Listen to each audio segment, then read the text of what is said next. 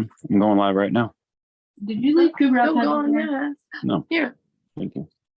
Wait, what I'm kind of literally.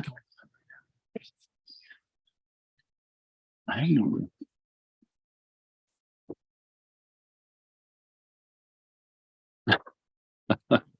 Please tell me that didn't catch. That's hilarious.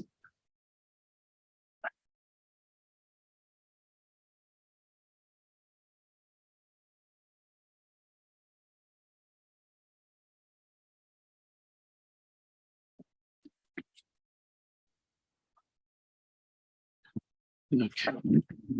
Now we'll be right back. Send out the invite for this.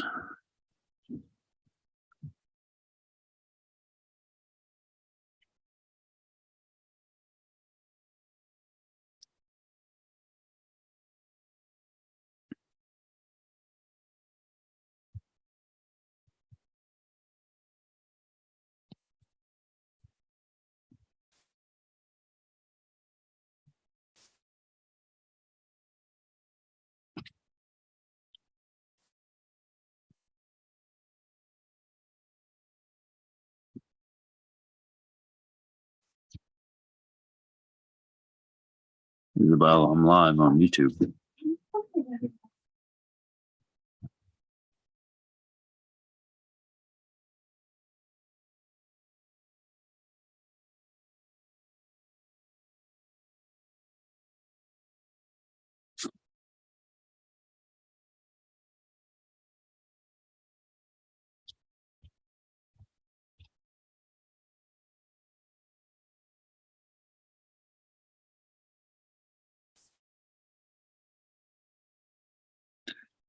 I'll be right with you. I don't know if there's anybody on here or not. Let me see. What do we got on YouTube?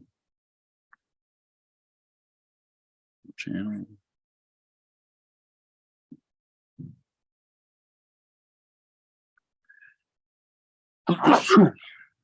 Oh, excuse me. Been doing that a lot today.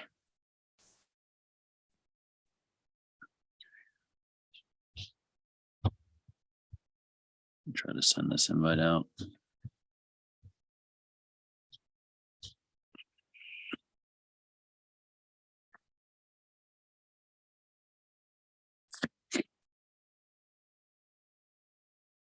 Oops.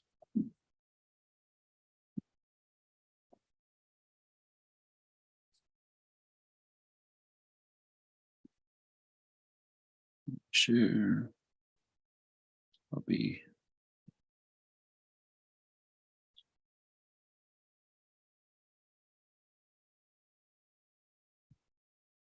East.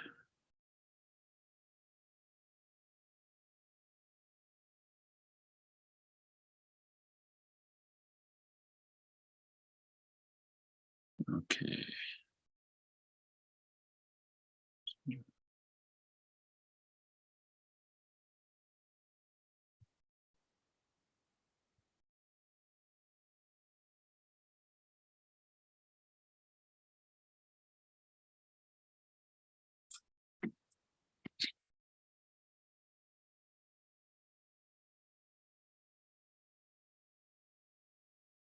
Be.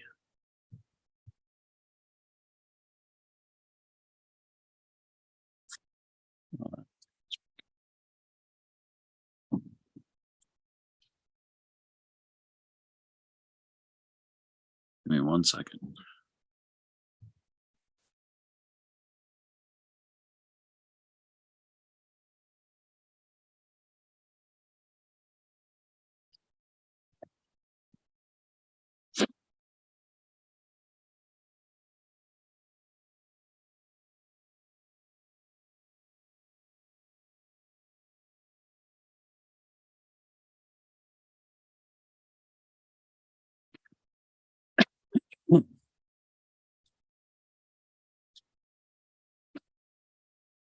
What's up, everybody? What's up? What's up? Say something in the chat so I know you're here.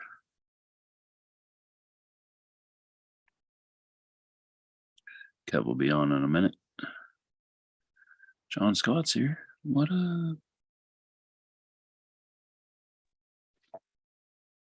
Hey, what's up, John? Hey, what's up? We are live on YouTube. All right.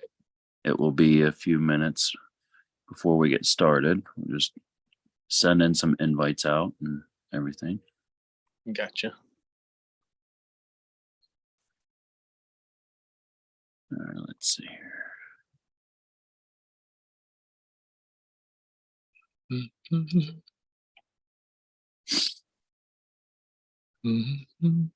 How's your day going, brother? It's going pretty good. It was real nice and sunny and all that fun stuff while I was gone there. And then when I got back here, it was like the weather followed. Kind of gloomy, rainy a little bit. Not fair. Yeah, right. Give me 1 second. I gotta send an invite out. Okay. Let me see if I'm gonna. 1 second. I wanted to send John and Oski a link. Give me 1 second.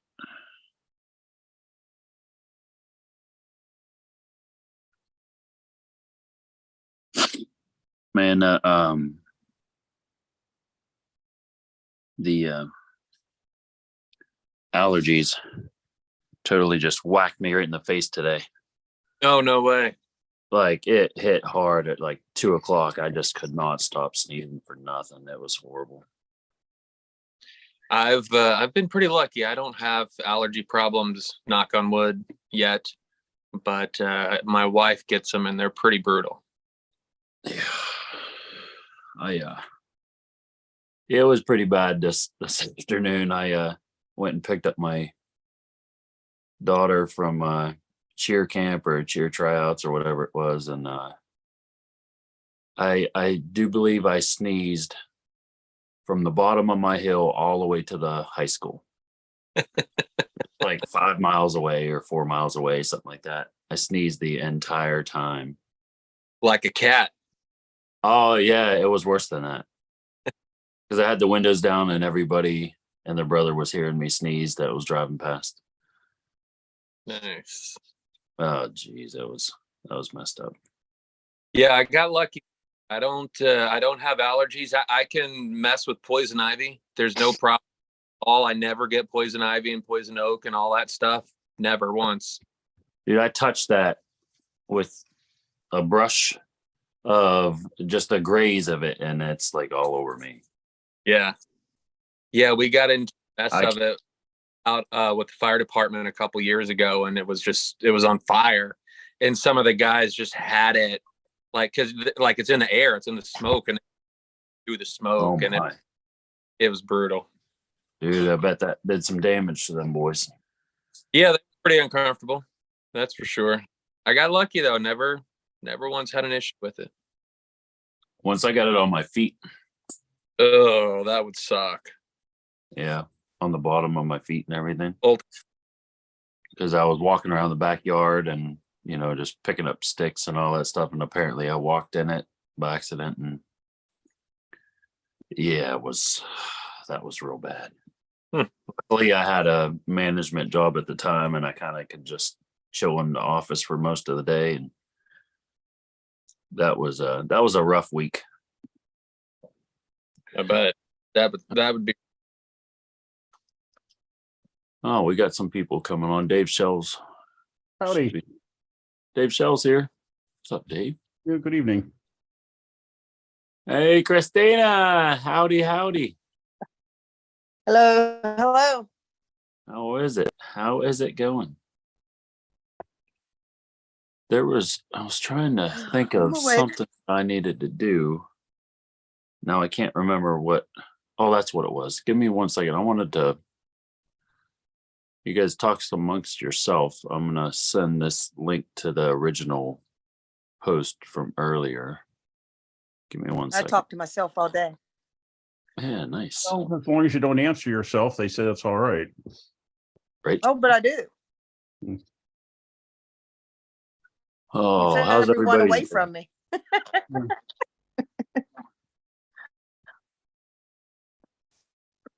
Well, I'm sure it's a very enlightening conversation. Mhm. I'll be with you here in just a second. I'm trying to find that post from earlier about it, and I'm trying to. There, I think I found it. There we go.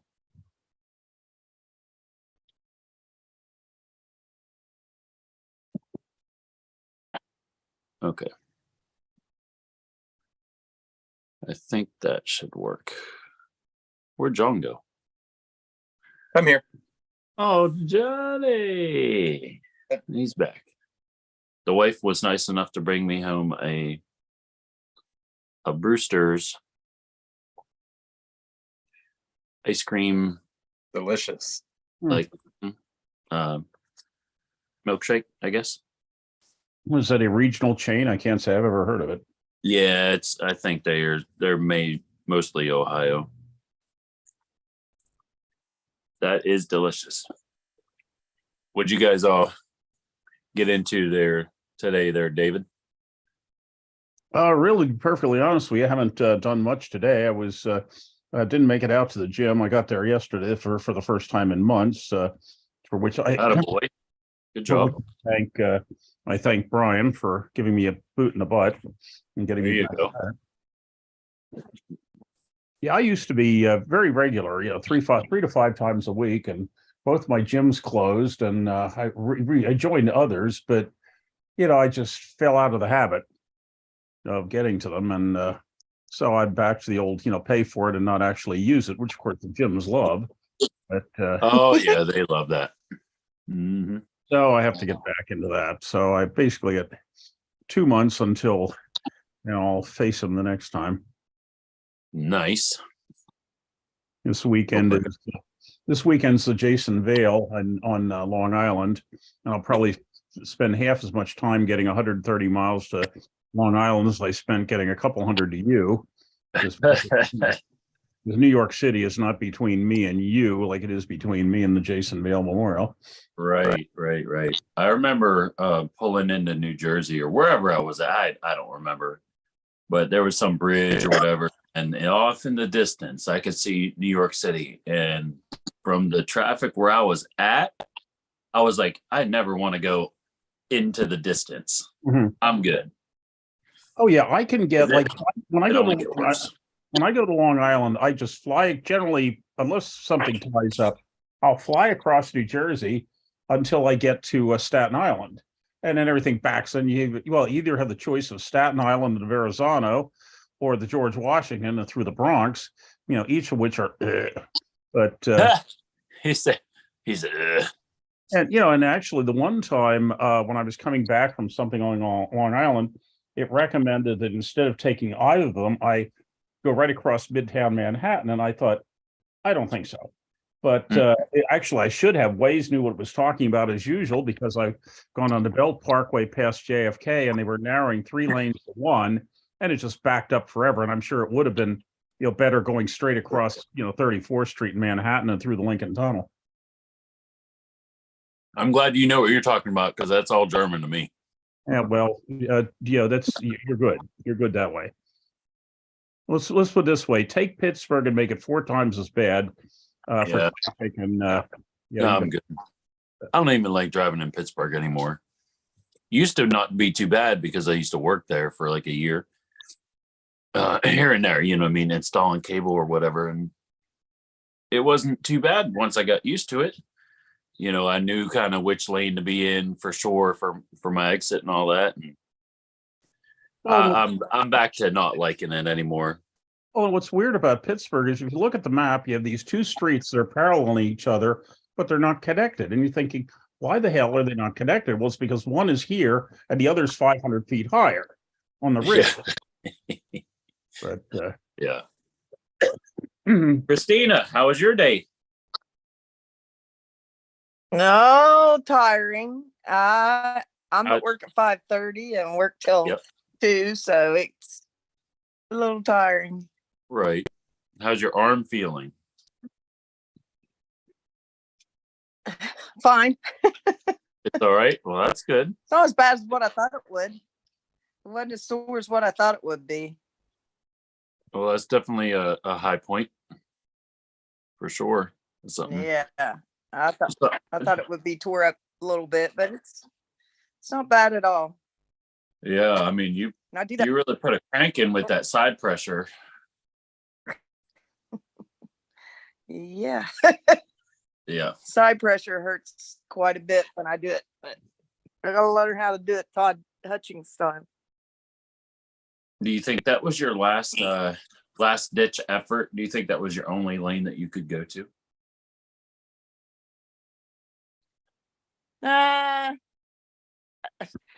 Should I say that's the lane I seem to go to all the time anymore? All right, okay. I got you. I got you. I don't know why. Yeah. Well, yeah, I mean, whatever works, you know, you got used to it for a reason, you know. Oh, let's see here. We got some people in the chat.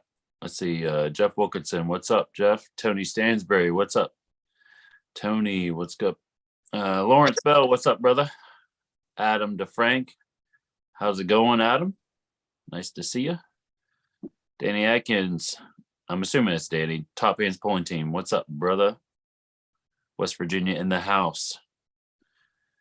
Jeff Wilkie, Jeff Wilkinson said, great reffing, Christina. Thanks for the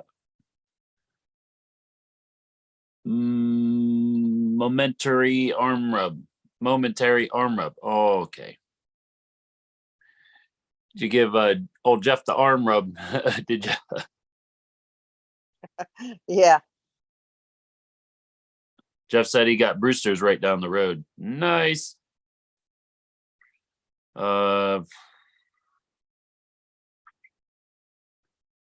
Lawrence Bell, I thought this was arm wrestling talk. Yeah. Mark Russell, what's up, Mark? Let's see here. Okay, so it looks like Chris Wood is in control of the Top Hands Pulling Team YouTube channel, I think. Chris, give me a thumbs up if I am correct in that assumption. He said, love Christina's shirt. Crazy lunch lady. Here in lunch, It says I'm the crazy lunch lady they warned you about. Nice. Hey, if anybody wants to come on to the call, just let me know and I will send you the link. Or possibly, Dave, how do I do that?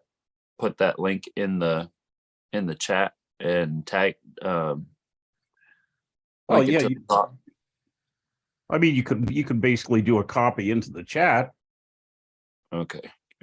Or you could basically post it, put a copy in your, well, you already have a copy. No, you don't. You have to put a copy on your post. Either way. Okay. Is it? Oh, would you like me to? I can do that. Let me see. Is this copy link address or just copy? Well, the thing that the easiest is what they click on. So what I can do here, hang on half a minute here, is I turned off Messenger so it wouldn't be binging at me. But let me turn on Messenger a moment. I will go into what you just sent me. This thing never lets me copy, never paste the right thing. Well, here. Okay, now. Yeah, it's got this All right. 35 line long link. Now, what we do here is, come on, let's not be just a grill here, computer. All right, there. Okay, copy. One of these days I'll get better at this. Copy. Now I'm going to go back to this, write something, edit, paste, and okay, now theoretically, if they click on what I just put in the chat, they should be able to get into us live. Okay.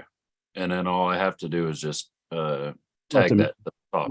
Let them when they show up in the waiting room. Gotcha. And I don't think there's like necessarily a waiting room. It's just they can just join. I don't think I have a waiting room on or anything like that. Well, it's your settings. Yeah. I'm just waiting for it to come through, and then I'll put link it to the top. But like I say, you should in the chat on the YouTube. Right. I think there's like a 30-second delay, isn't there? Oh, that's right. There is somewhat of a yeah. Well, Yeah. there's some. John, I tell you what, man, there was just about as many good remarks about the live stream as there was Christina's match. Sorry,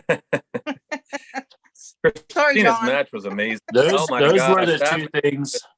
Those were the two standout aspects or points of the event that we had the most people talking about, was how good that the live stream was and Christina's match.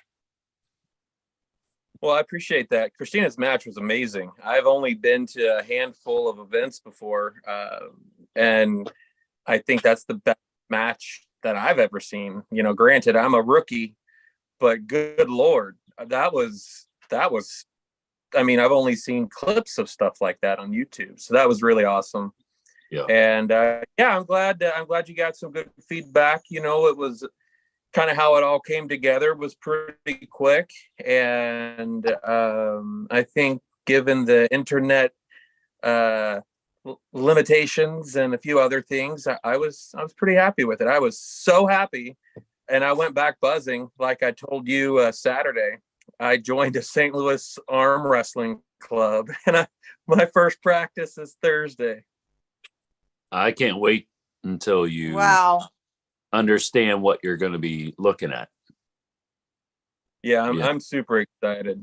It really pumped me up big time, and I'm so thankful that you guys had us there, and I had a blast. It was a much needed trip for me, that's for sure. Yeah. It was just definitely a blessing, to be honest with you, to have you there, because having to do that on my phone while trying to do everything else, that probably wouldn't have worked out. It would have been.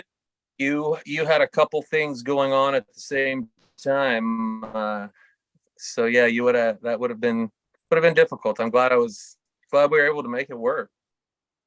Yeah, I just got nervous there for a minute while the internet was off. I was just like, oh boy, this is going to be bad. Oh my goodness, that was a bit of a tense moment. But once he figured out, and I'm sorry I can't think of his name, but when he said, "Oh no, I unplugged whatever it was that he unplugged and it came back on," I mean, what did we have? 10 minutes, 15 minutes, something, just no time at all to try to get it back up and going. And yeah, it worked out. Yeah, boy, that was definitely a blessing. Whenever it came back on, because we plugged it back in, and the modem was just stagnant for like 3 minutes. And I was like, oh boy. And then as soon as the second light on the modem came on, I was just like, thank you, Jesus. You and me both. Yeah, it was that was definitely a very, like you said, a very tense moment. And you know, it worked out. You know, God had our back, and you know, he made it work out good for us. Yeah. Man, I am having the worst time getting that link in here. What in the world is going on? Copy. Paste. What is going? There we go. I think I got it this time. Where are you trying to put it? Oh, yep, there it is. Pin message. There it is. Yeah. Pinned. Oh, geez. One of these days I'll figure this out. one of these days. I think Mr. Palco is going to join us. I sent the message to Mr. Hinoski. I think that's going to hopefully work out. Yeah, so it looks like we had a very successful event. I did want to thank our sponsors real quick. Let me go to something so I can read them off for myself so I don't mess anything up.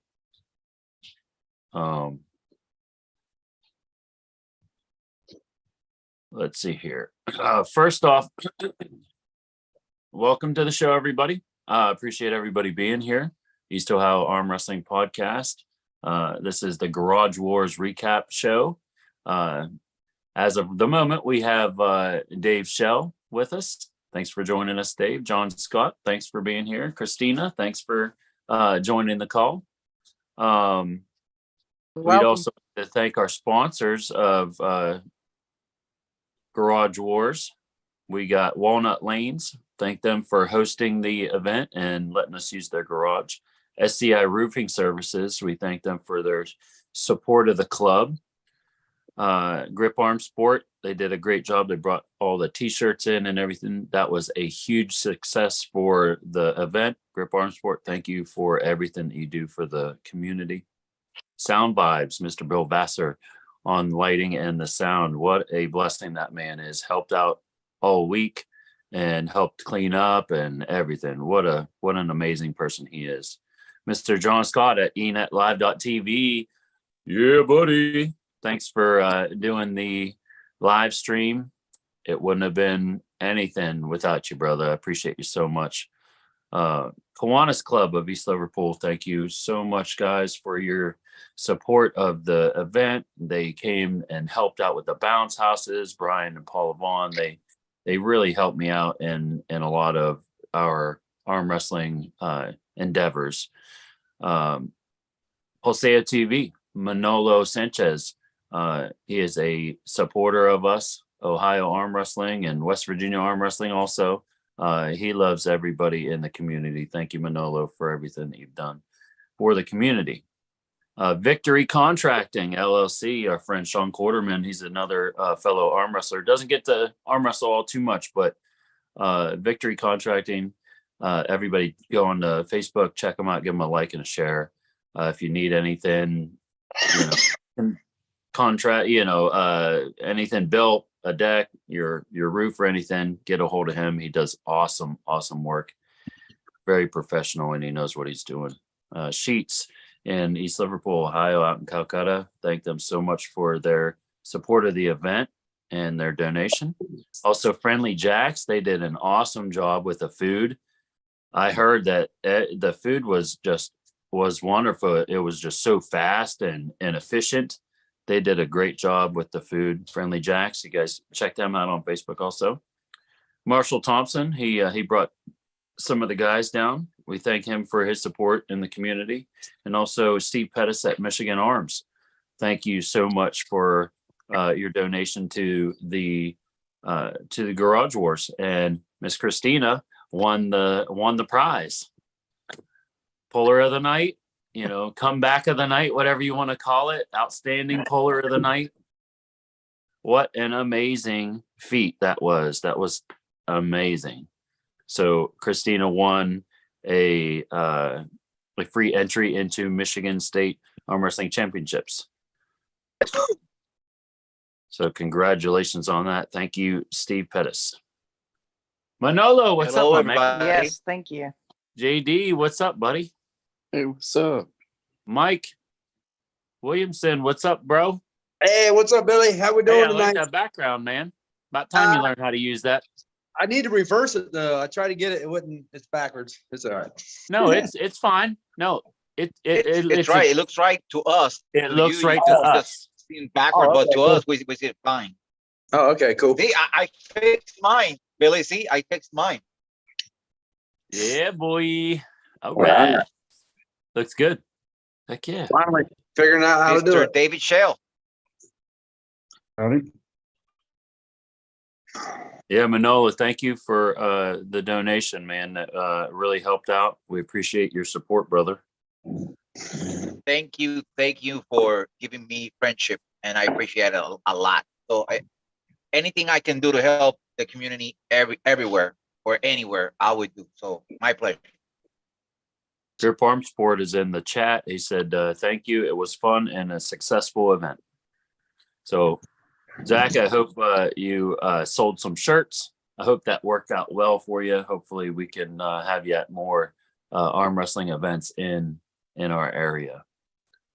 For sure want to have that. That was a huge asset to the event. You walk in and there's a big old Grip Arm Sport tent and everybody's pulling and everything. It was a lot of fun. Let me see. Let me get somebody an invite here. 1 second. Paste. Send. There it is. Bada bing. Bada boom. It really was a great tournament, Billy, or a great event. I guess it wasn't a tournament. Great event. Yeah, dude. So many people there. So many people there. Like, What do you guys think? I some people said it was like 150. Then I heard others say it was like 300. I'm just like, I have no idea. I was looking at the matches the whole time. I didn't even get a chance to go out to the outside, you know.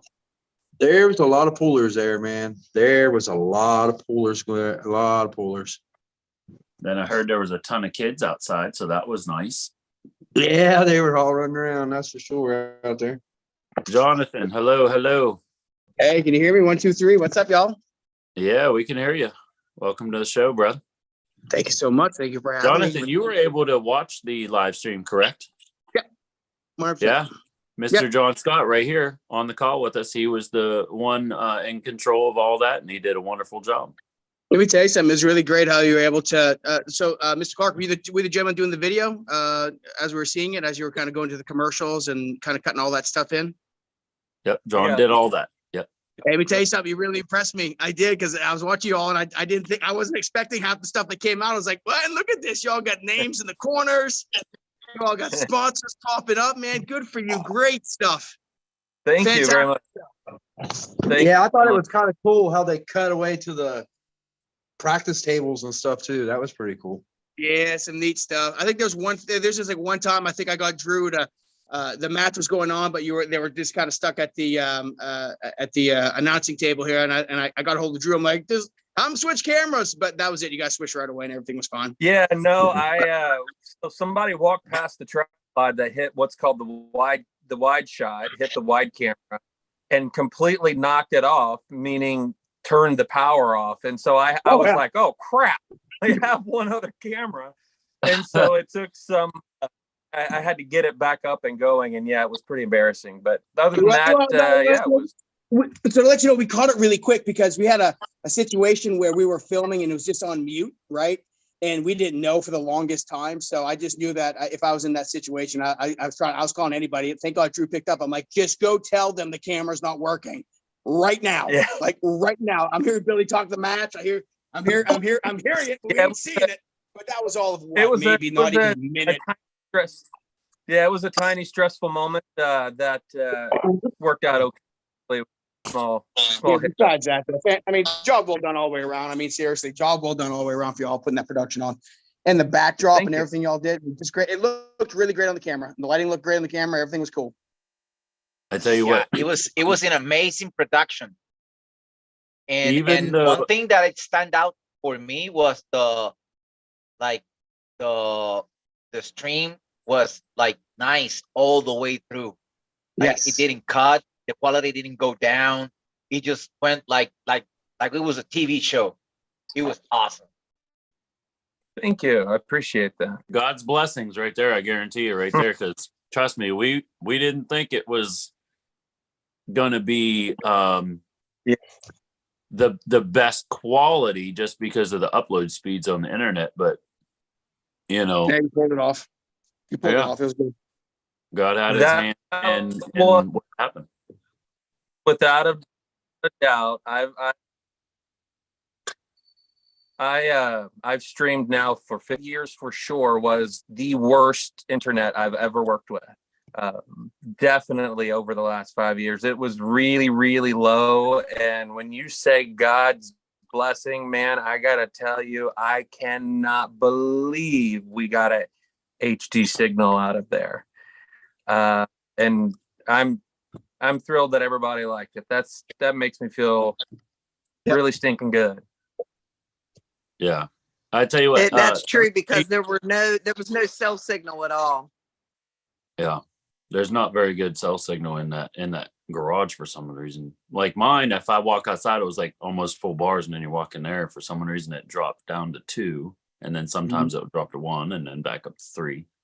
But hey, if everybody watching, go to Facebook or YouTube or anything, look up enetlive.tv and give Mr. John Scott a like and a follow, whatever you can do. Check out his social media. And if you know of anybody that's looking to have some professional quality live streaming at their event, get a hold of the man. I like right how you there. said that. I like how you all are doing that, because that's one thing, right? That's definitely going to separate. Because when you all said that, I paid attention. I was like, wait a minute. I'm like, that's really cool. All right. You're gonna, outsourcing some of the talents to get some other venues going, and just to raise awareness. Like I said, y'all did a great job. Great job. Yeah, because we don't want to, like, if something works and it works good, why not share the knowledge? You know what I mean? Like, we're arm wrestlers. We're not going to have a trick in our bag of tricks that we're not going to share with people. 100%. Yeah. You know, And we're not only not that, that type of people. like somebody trying to put a production on. Think about it. Somebody trying to put a production on and get some nice prizes. Well, all that equipment that costs money. I mean, I have some equipment here. I don't have probably half the stuff you all have, but yeah, it's a little bit of money here to get everything, to get all the stuff and get it done right. Especially if you're a first timer, second timer, third timer doing one of these productions. These things can add up like a business cost. Oh yeah, for sure. Yeah. But you wouldn't believe the promoters out there that don't want anybody to succeed, or that's if just you ego. understand what I mean. That's just ego. They need to put that aside. Yeah. There's a bigger wave coming through, and they're gonna either join in or get run over, right? I mean, there's a big wave coming there. You can tell it's happening. Good chance of that. Yeah.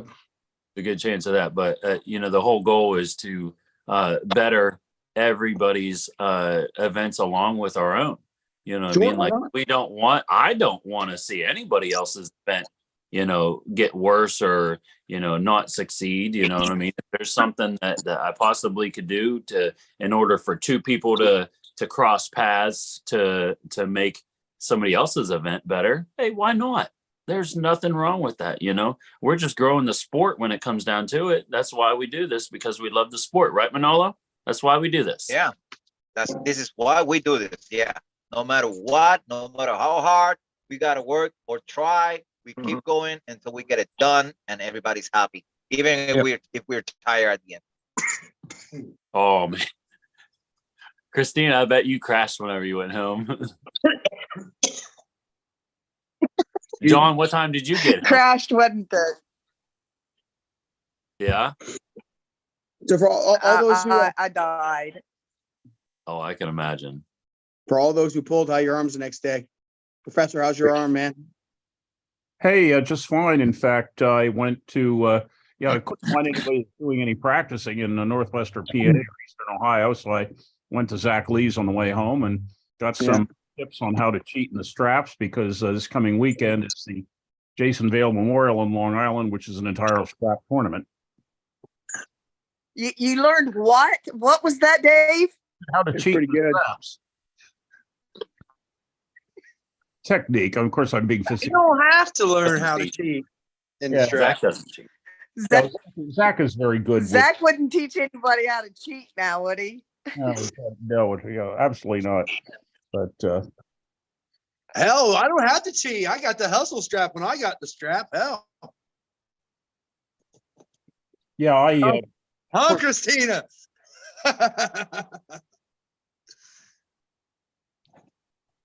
yeah, Man, I've done that. comment. Hustle strap or not, it doesn't matter sometimes.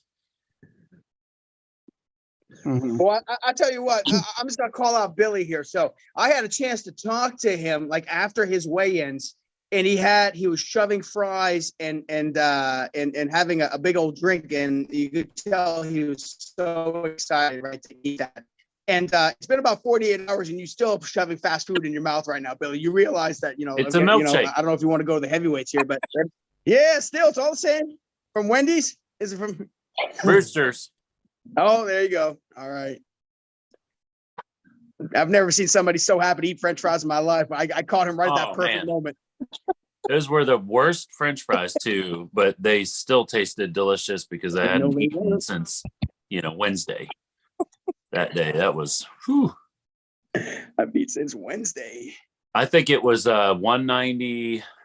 I was 192 that Sunday before, and I think it was like maybe 187 or 185 on Wednesday.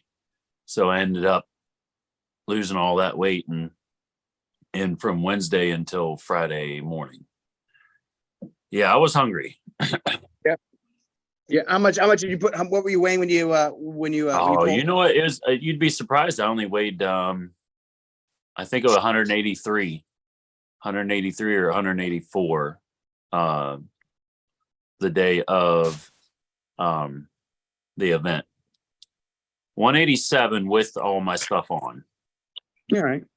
So that wasn't too bad. I didn't gain too much weight, but I'd like to have gained like another 15 pounds or something. That'd have been that'd have been cool just to be able to know that could happen, in case of another event like as such, and maybe somebody cut like a drastic amount of weight or whatever, but it's whatever. Palco, what's up, buddy? Yo, what's up? Welcome to the Hey, show. Kevin, how you doing? Thank you. What's Thanks going for on, coming, guys? man. Yeah, no problem. Thanks for coming. Yeah. Your videos of the event seem to be gaining some traction there. Yeah, a little bit. Definitely good. Yes, thank you for that. Yeah, Al for sure. caught me No at the right moment when he went live. He caught me looking over, and I saw Paul Talbot there, and he caught me going like,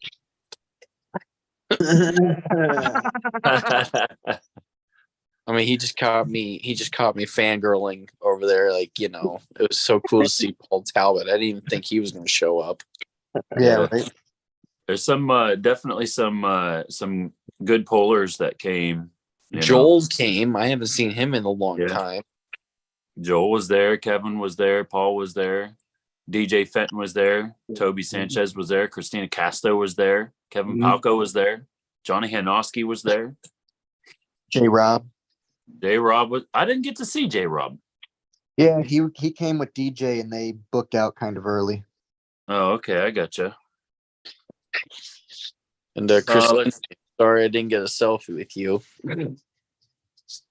Clay Dog. I think What's that? he said Mike needs to work out more.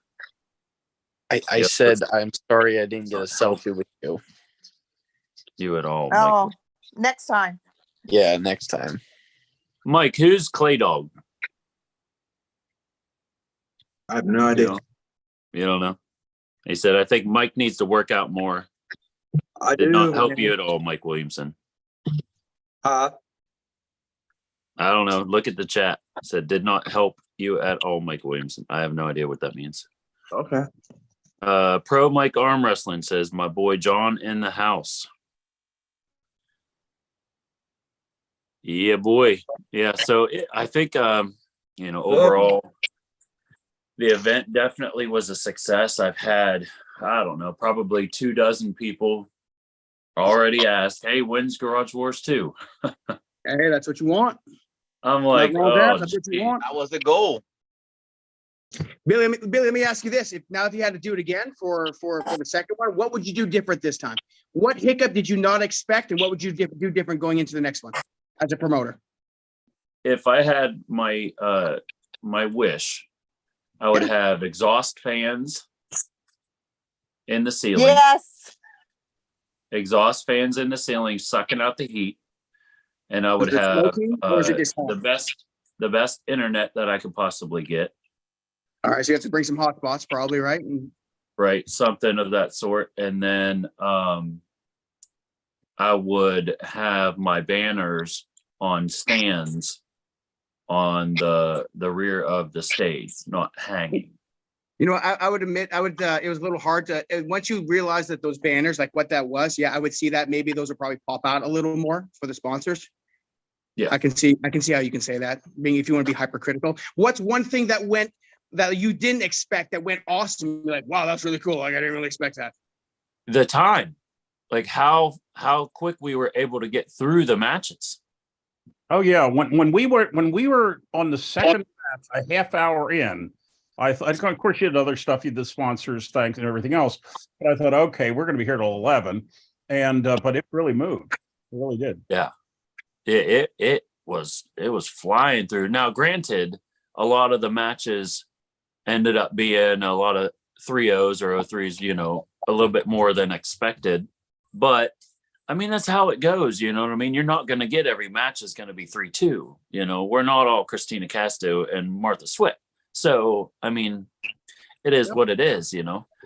I did my part in speeding things along. Yeah. Way to go, Dave. You're supposed to stop them young bucks at least once. Well, like I say, I think I'll do better when I come out there next time with trying with the right. Yeah, I'll give you a ready go. You'll be fine. Yeah, as everybody knows, my problem is not soreness. My problem is, I just don't have enough power, and so that was the fourth. I have 5 competitions in 6 weeks. That was number 4, and so far I've run up in last month on all the competitions. I'm up to 3,619 miles. Sure. With 1 competition to go. Jeez, that's a lot of miles, bro. Yeah, luckily I get 30 something on my little Hyundai, but yeah. Kev, I wanted to ask you a question about the capabilities of matches not going 3-0. Like my thought is as an arm wrestler, if I can understand and exploit a weakness of my opponent on the first match, you know, the thought is, okay, do I make it a show and maybe try a different lane, or do I just exploit the weakness and just get 3 quick wins and just be done with it and guarantee the victory? I mean, I've done both. I mean, it's hard to say. I mean, It depends on what you're going for, too. Right.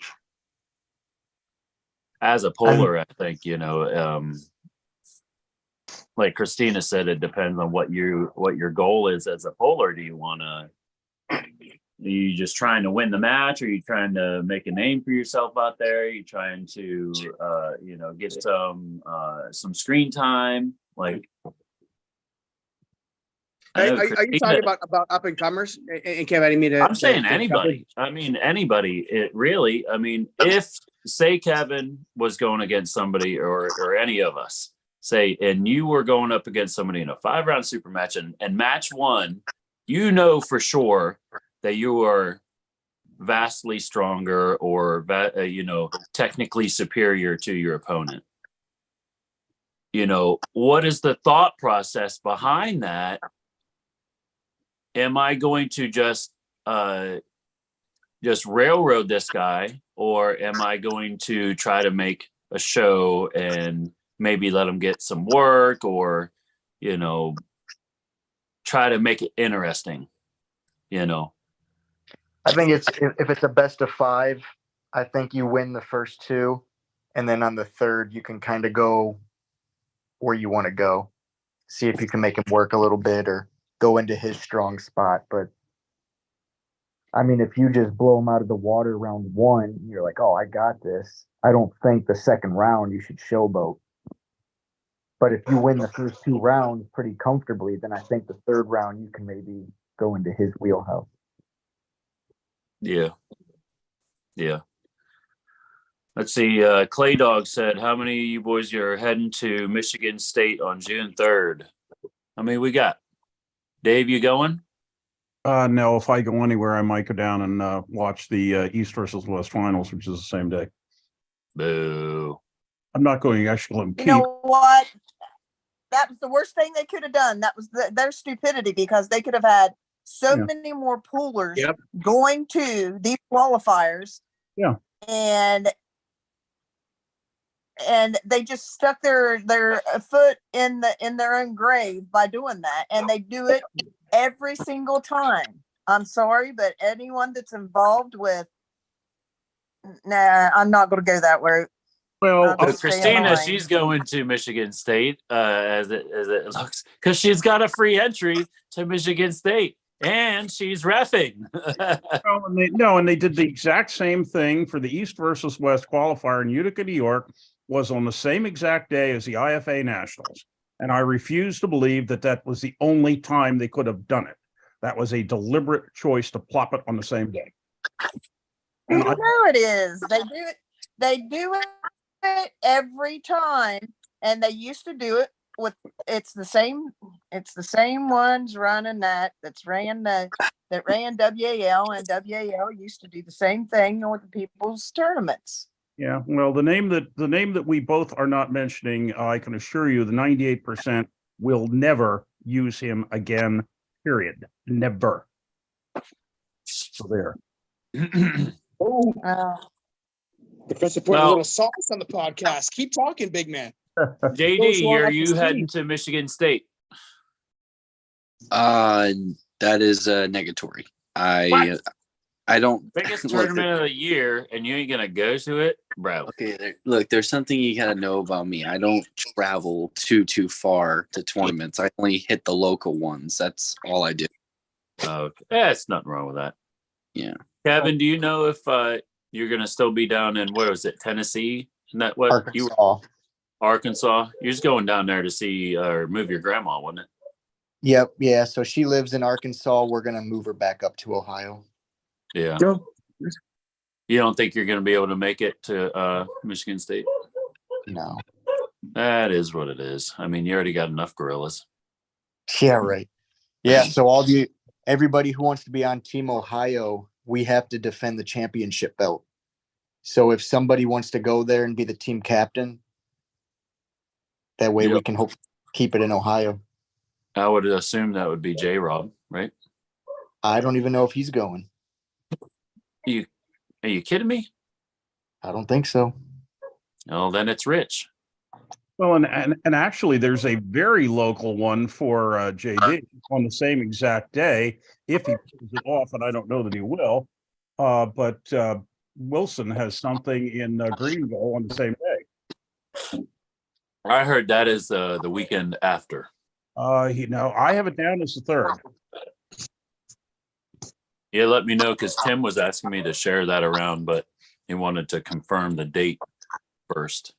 Well, so if you would, Dave, just confirm that date with me, and I was going to share that around. I'm sure he had given that date, but I'll check back with him. Yeah, and Mike, I know you're planning on going to Michigan State, right? That's the plan right now, man. But my health is not good with my arms, man. I got to get healthy or something. I got so much. 10-pound weights and do 2,000 reps. Man, I've been doing rehab for the last 6 weeks, man. Kevin's like, wait, what? My strength is so far down right now. I mean, right now I have hotel rooms and I'm planning to go compete, but I don't know. There's no expectations if I do go, just go and have fun and meet everybody. Yeah, there's nothing wrong with that, man. Trust me, I went last year and got 1 win on both arms, and it was still a blast. The next tournament that I'm really have a high expectation out of is West Virginia State. Yeah, let's go. So that's what, April or August 19th. So it gives me a couple months. That's always a good tournament. Christina, I guarantee you're going to have a better turnout this year. I think so.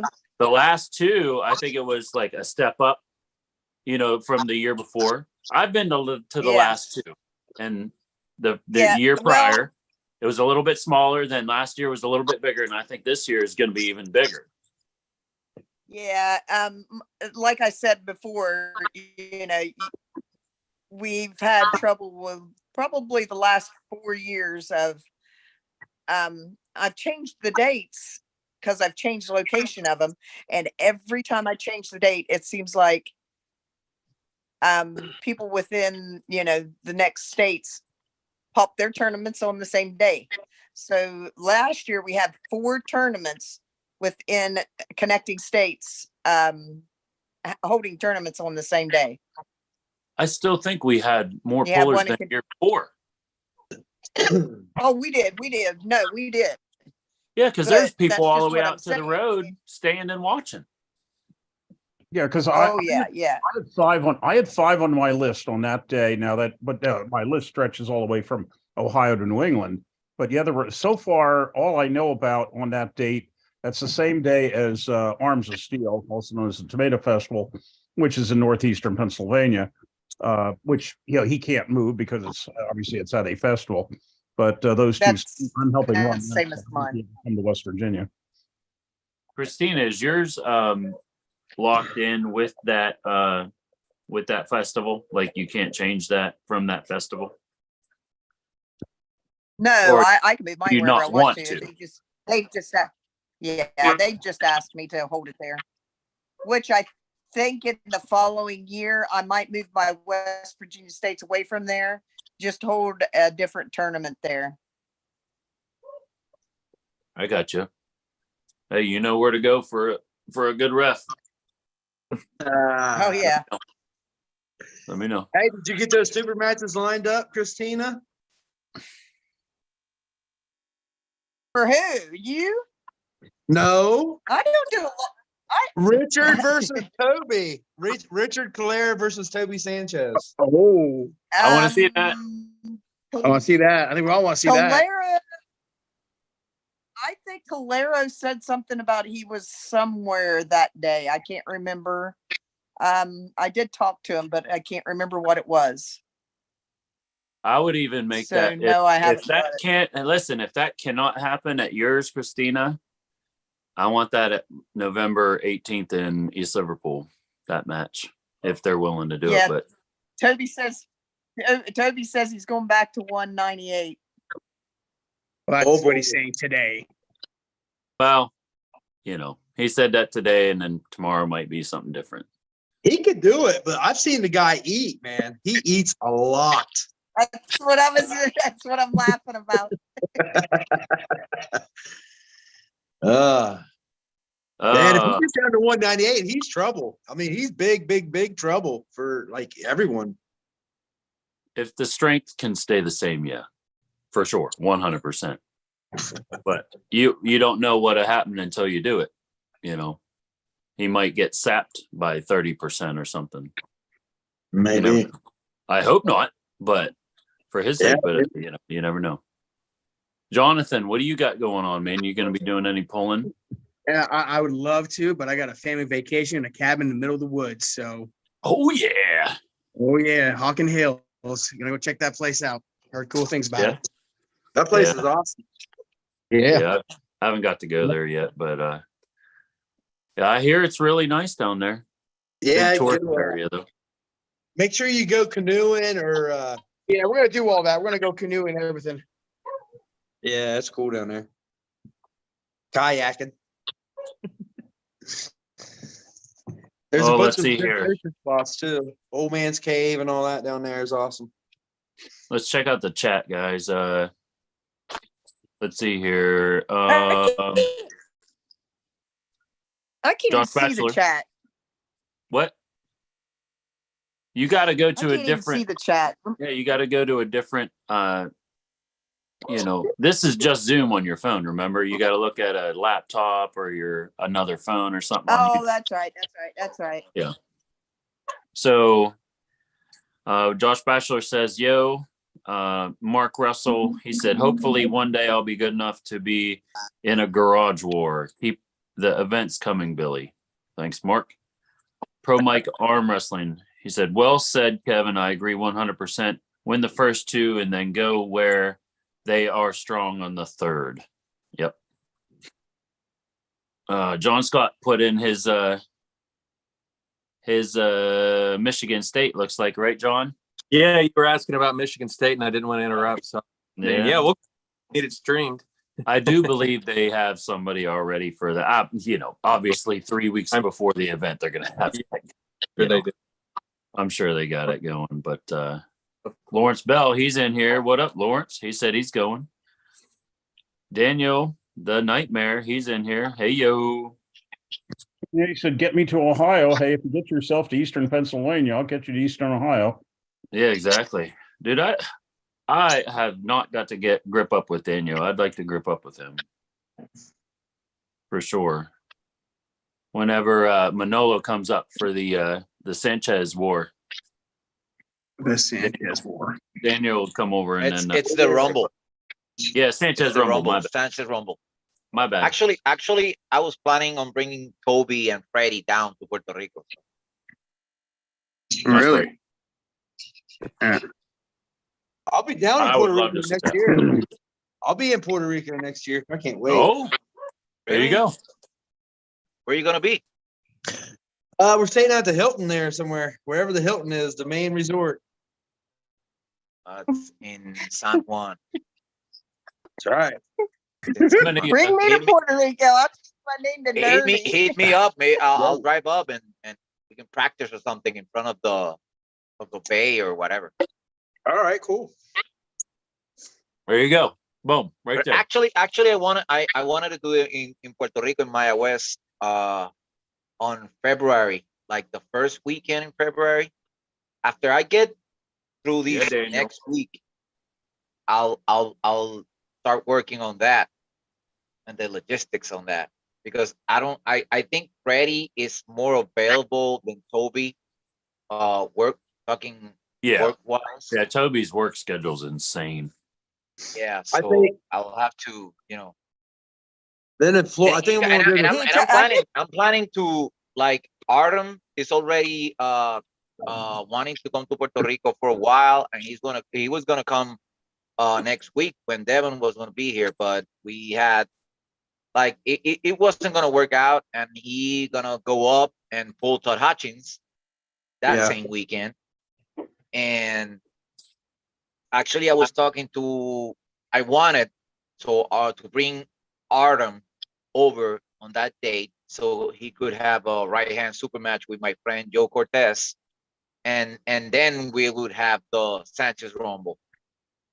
That was my plan. That was what I was thinking about. That sounds like a great idea to me. Shoot. Hey, lady and gentlemen, I'm going to have to disappear at least briefly. I'm joining the 21st century and actually abandoning my paper brackets for the software. And I have a session with Corey Miller in a couple minutes. So depending on how long you are here chatting, I might be back. Otherwise, have a pleasant evening.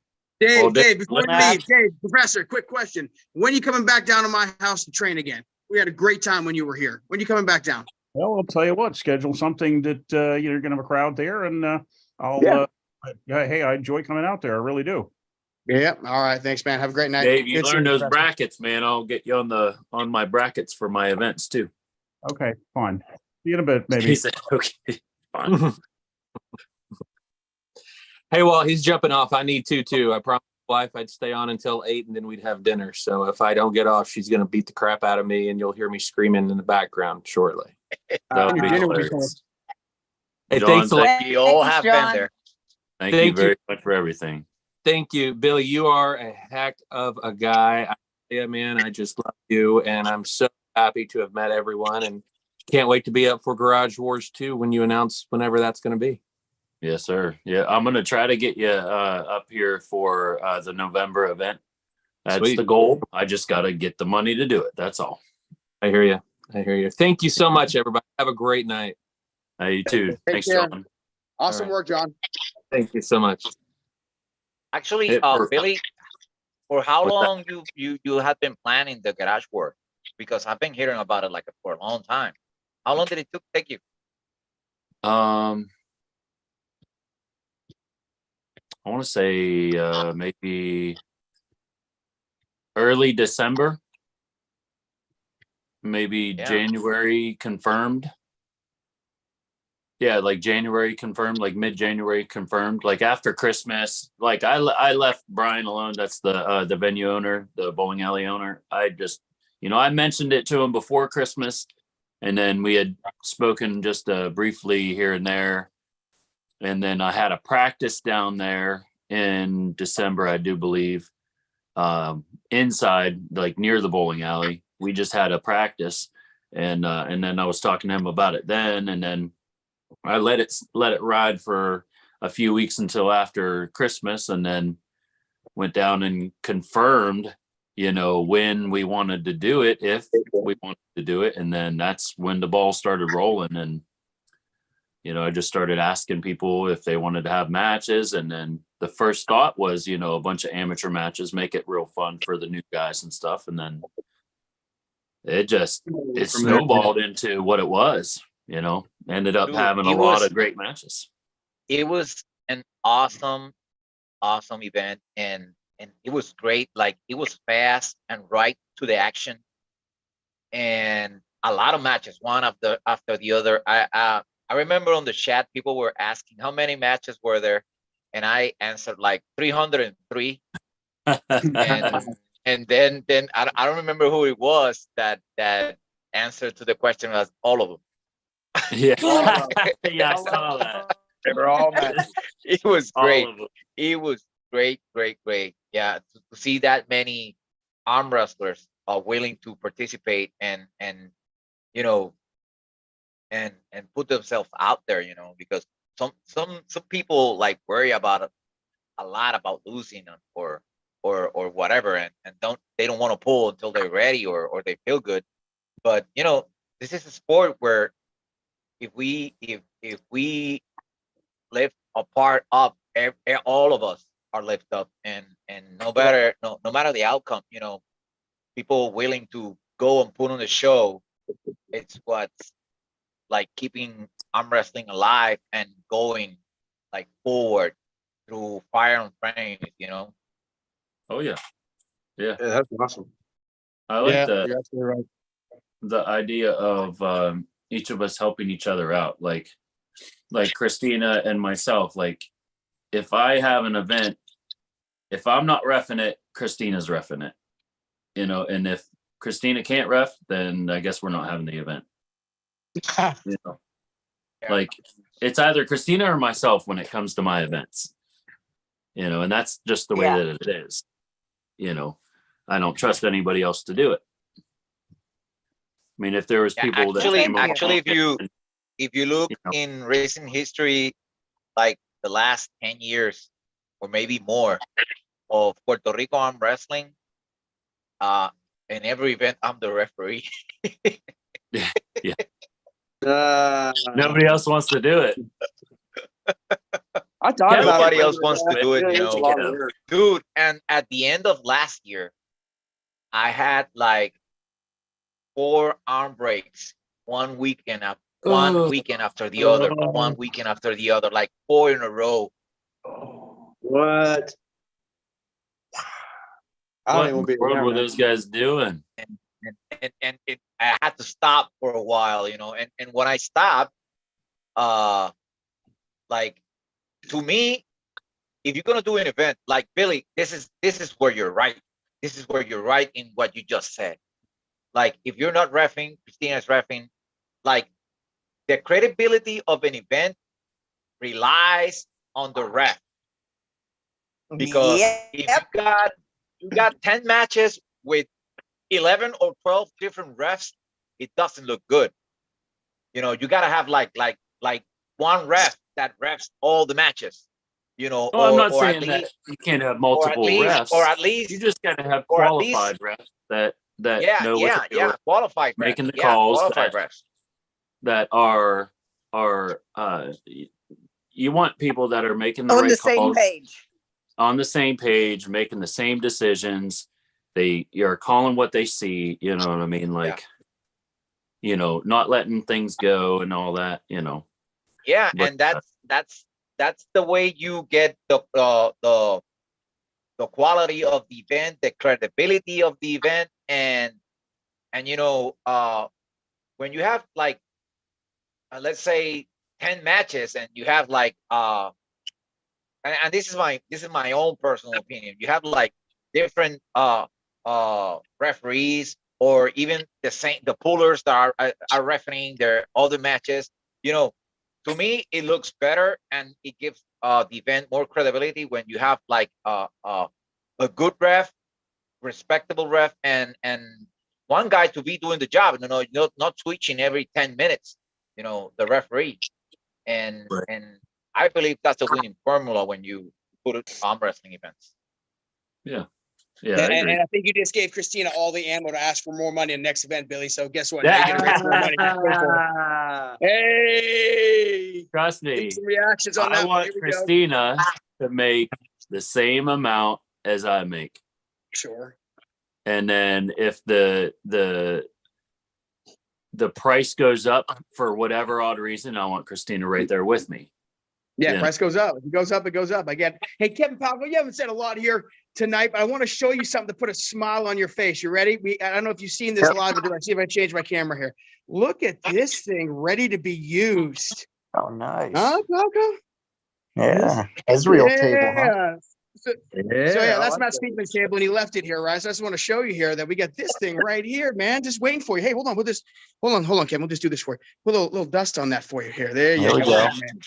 Ready to go. Was that a sit down Power table dust. behind All you? right. Some power. Which one? dust. That one? No, these are Yeah. stand-ups. Okay. These are stand-ups. Look, Yeah, these are stand-ups. Oh, Kevin, I got something for you too. what's up? Show 'em. Sometime next year, I want East Ohio Arm Wrestling and Cleveland Arm Wrestling Club together for an event, a big event, in Cleveland next year. Sounds good to me. Yeah, I want to make it happen, like a big event. Maybe bypass one of mine down here, and possibly we do a joint venture up there, because we haven't had anything since the PAF event up Right. there, and there was a massive turnout. Yeah, it was big. Massive turnout. So I want to talk and possibly try to make something work next year where we can make something big happen. Yeah, we could do something for sure. Yeah. Let's get the chat. Let's see here. The Nightmare, he said, I want a match. Who you got? Sitting at 160, I'll carpool with Dave Shell. Nice. Nice. That might we might be able to make something happen like that if we have a Garage Wars 2 or something like that. That'd be fun. Bill Connor said, I spoke with him for a while. He was really intrigued and seemed like he excuse me. Holy moly. It seemed like he wanted to know more and more. Thank you. Not sure what Bill was talking about on that one. Josh Bunner, West Virginia arm wrestler, said, great looking event. The live feed was impressive. Kudos, John Scott, enetlive.tv. Check him out on YouTube. Check him out on Facebook. Give him a like and a share. Bill Connor said, that's why Billy, God willing, will be my ref for every event. Bill, we can make that happen as long as I'm available and you pay me enough money. Let's see here. Nightmare said, I know it's distant. That I will be able to hold a candle to him, but I want to grip up with Kevin Palco. You guys didn't grip up at Arnold's, did you? Who was that? Dan? No, we didn't. Not at all. No. I get to ref one of his matches, but that was it. Maybe two of them, possibly. Yeah, he said he missed his chance at Arnold's. Yep. DJ Fenton in the house. What up, DJ? Robbie Ingold's here. He said, how many on your team, Billy? Oh, what do we got? Maybe like, I want to say 12, something like that. Like regulars. What do you think, Kev? Probably around 12. I'd say about that. Yeah. Wilkie 160 off. Let's go. Yeah, I don't know if Jeff's on the same level as Dan, but I think in the future it's a good possibility. I don't know. Wilkie? You'd be a better. Well, I don't know, Kev. You haven't got the pool, Dan. So it's Yeah, I hard to- don't really know his What- levels. Right. We got to I get know. Dan over I know here. he's been That's in the all it sport. means. Yeah, What's that? Dan's been in the sport a little bit longer than Jeff. I know that. Oh yeah. Jeff's. You know, he's still green behind the ears or whatever you want to Yep. call it. Yep. Ears green, you know, in his knees or whatever you want to call it. I have no idea. But he looked very good. Jeff did. Yeah, he did. Did you just say he was weak in the knees? Green. Green. He's weak in the knees and it violates it. I don't know. Whatever that song is. Oh, you know what the song is like. I can't remember. It's like Tony Braxton or something like that. I don't know. But yeah. Hey, Sisters with Voices, wasn't it? Weak in the knees? Yeah. something like SWV? that. that's crazy. I wanted to ask everybody on the call something about Garage Wars that you really enjoyed and something that you would like to see improve. You know, Christina, go ahead and start me off if you would. Something that you really thought was really awesome about Garage Wars, and then something that you would like to see improve. Oh, the venue. I loved the venue. Everything that you had set up about it. The heat. The heat was just excruciating, especially when you were on stage. If you got up there and pulled, it was, I mean, as you can tell, my hair was curly as can be. And by the time I got done pulling, it was drenched. Yeah. 5 matches, I was drenched. And I think everybody that came up there when I was, setting them up, they were completely drenched. So just if we're at the same venue, a little bit of ventilation. Yeah. But other than that, it was an awesome event. Yeah. I appreciate that. Yeah. I heard multiple people say it was warm in certain areas. And then the people sitting down said it was like perfectly comfortable, a little bit lower heat rises, blah, blah, blah, we're underneath the lights. Oh, it was. Yeah. So it's understandable. It was. If I walked off the stage, I was fine. Yeah. Manolo, what do you think, man? I know you was watching the live feed a good bit. You got anything that that you really liked about it, and then something that you think we could? I like how fast it went. How great the production was, and overall, I love the event. The only thing I would like improve for next time, it would be the lighting on the stage. Like it was like a little dark. Yeah. Okay. That was the other thing. That was the other thing I was going to say, because when you watch the video back, you can't hardly. It's a little dark to me. Yeah, Stacy was talking about the red washes out over video. Mm-hmm. Yeah. Yes. Or something like the red just makes it hard for light photos and your filming and stuff. So we'll definitely look at that and possibly use a brighter spotlight, maybe an LED spotlight instead of halogen or something like that. So that way, Well, it's not there's your hot. heat right there. Yeah, exactly. I'm not sure what there's the kind heat.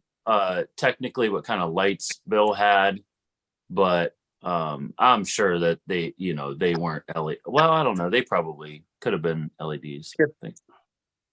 Yeah, I don't know if he could turn like the house lights down a little bit, like the actual garage lights, and then just shoot like a spotlight right over the table. Did we not turn the garage lights off? I thought we had the garage lights off. I didn't think so, but I don't. The garage lights. Yeah, the garage lights were off because I turned them on there at the end when they were taking everything down. Okay. Remember, I went over on the pole and turned the lights on? Yeah. On both sides? I'll have to look. Not just on that one side. I turned it on. That was the plan, to have all the house lights off and then just have the lights on the stage, but I could have missed that. And it was so crazy right there at the last second because we had just got the internet back on like 40 minutes before it started. So let's check out the chat real quick. Let's see here. At what time that the event started? Like it was like 3 p.m. 1 o'clock, right right? on the money, 3 I do p.m.? believe. Yeah, 3 p.m. right on the yeah. money. 3 p.m. Hey, Billy, I would probably just add with the lighting, just go off that. Maybe some separate lighting. You were talking a little bit earlier in the podcast about maybe pulling the advertisers off because that kind of blended in that back screen, or you can leave them on that back screen because that was a beautiful backdrop from YouTube.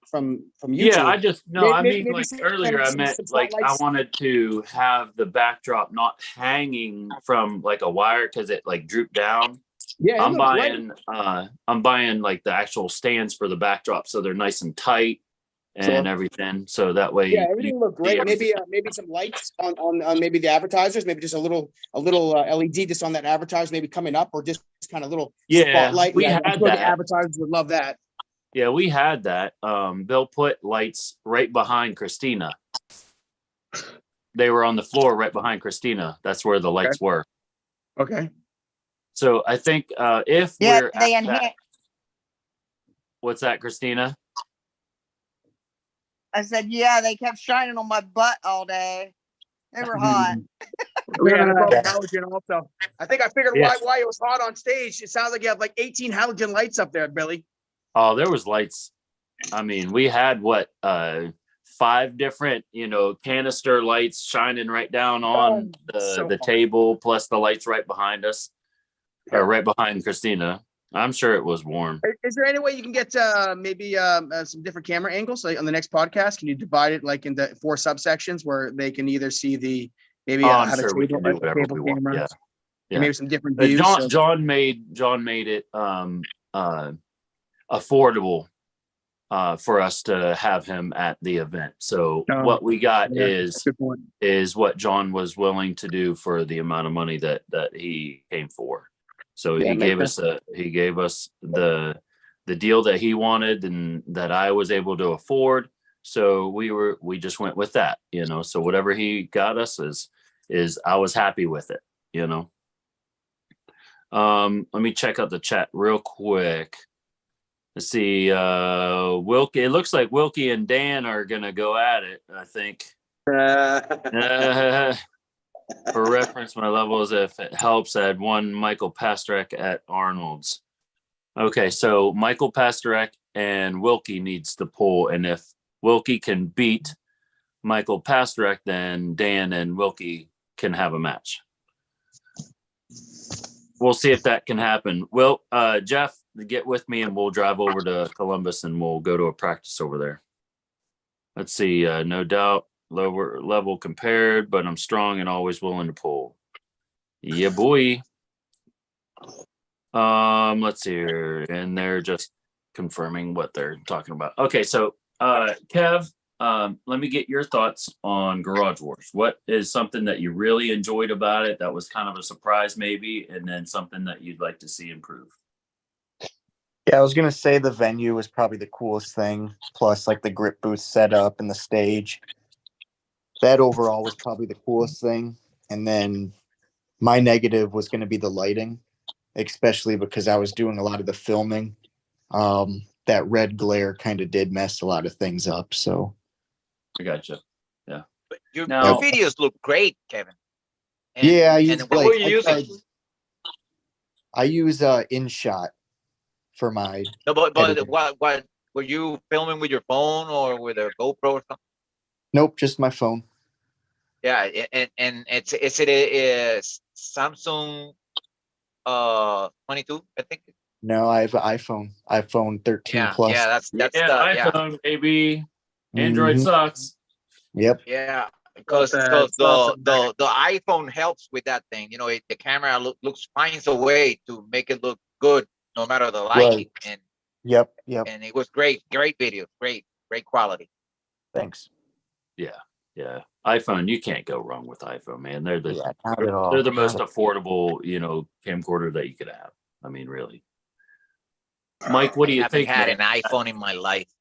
You got an opinion, man? What do you think? The best thing about the event, like something I'm that with you, surprised you? Paluso.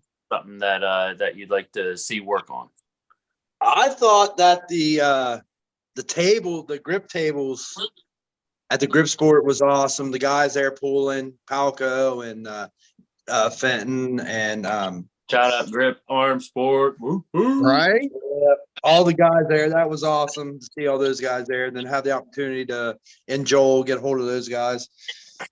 What I think could make it better, I think it was pretty good, but like if we got like the walk up music and like the Bruce Buffer announcement, you know what I mean? Mm-hmm. Oh, Well, yeah. we I can see that for like maybe the main kind of event. got we kind of got the Mike Williamson, you're up. And that's cool, it worked, but like if we could have got the big announcement, like, Mhm. that's all. Yeah. When But you it make was it to the great. I main mean, it event, was Mike, awesome. then you You can know, it was get awesome. the big announcement. Mike, That you would is a have good got point. more cheering if you would have won. Oh, snap. Oh, Mike's just Jeez. upset because he didn't hear enough people saying, "Yes, come on, Mike, come on, Mike." See, I I was couldn't trying, be in your corner because I was repping. I could see Mike's frustration. He was like, "Why won't you work, Arm?" yeah, it's not good. Chucky's Yeah. really good. Chucky is really good. He's really fast. I was super impressed. He was even better than I thought he was. I knew I had my hands full going in. Plus, with my training, I was not any stronger like in 6 weeks. I was just trying to be healthy. Your confidence took a big hit in the weeks prior to that. Yeah. And there's nothing wrong. It is what it is. Yeah, You're going to learn from the experience. You're going to get better. You're going to do the right training. Yeah, you'll be learned fine. a lot. I learned a lot from. I feel that I'd done everything in the match right until Christina said go. So I can take that as a positive, right? So I got into my stance right. I made him work. I made him work in the setup. He wasn't comfortable up there, and those are the little things that matter. That's the little things that matter down the road. You got to start doing that stuff every time. That's, so I was happy with my performance until Christina said go. Are you coming down the 27th? I'm not a bad sport. If I get beat, I accept my loss. And, I was happy for Chucky. He did really well. He was really prepared. Oh, yeah. Yeah. Well, I mean, And, he got Janoski sitting right in front there giving him the pointers, so. Billy, I did get a chance to grip up with him left-handed, and you're going to have your hands full. Oh, I know. Yeah. That's I going gripped to up be with Chucky right, and he's not necessarily there as far as my right goes, but my left is drastically. I don't know, maybe not drastically, but it's not as good as my right, and and I know that. That's why Chucky and I switched to the left arm, because it would be a better match, than him and I right. So his other training partner John and myself are going to go right, and then me and Chucky left, because it's going to be a closer match. Hopefully, that hit is. When is that match again? And it's fast. That's July 15th. July 15th. Hopefully I can just slip out, hopefully, and not, hurt myself. Because every time I slip it just starts screaming. And hopefully I did manage to get a slip, so I'm happy about that. Yeah. Jonathan, what do you think, man? I know you tuned in for a lot of the show. What do you think? Something that you really enjoyed, and then something that you'd like to see improve?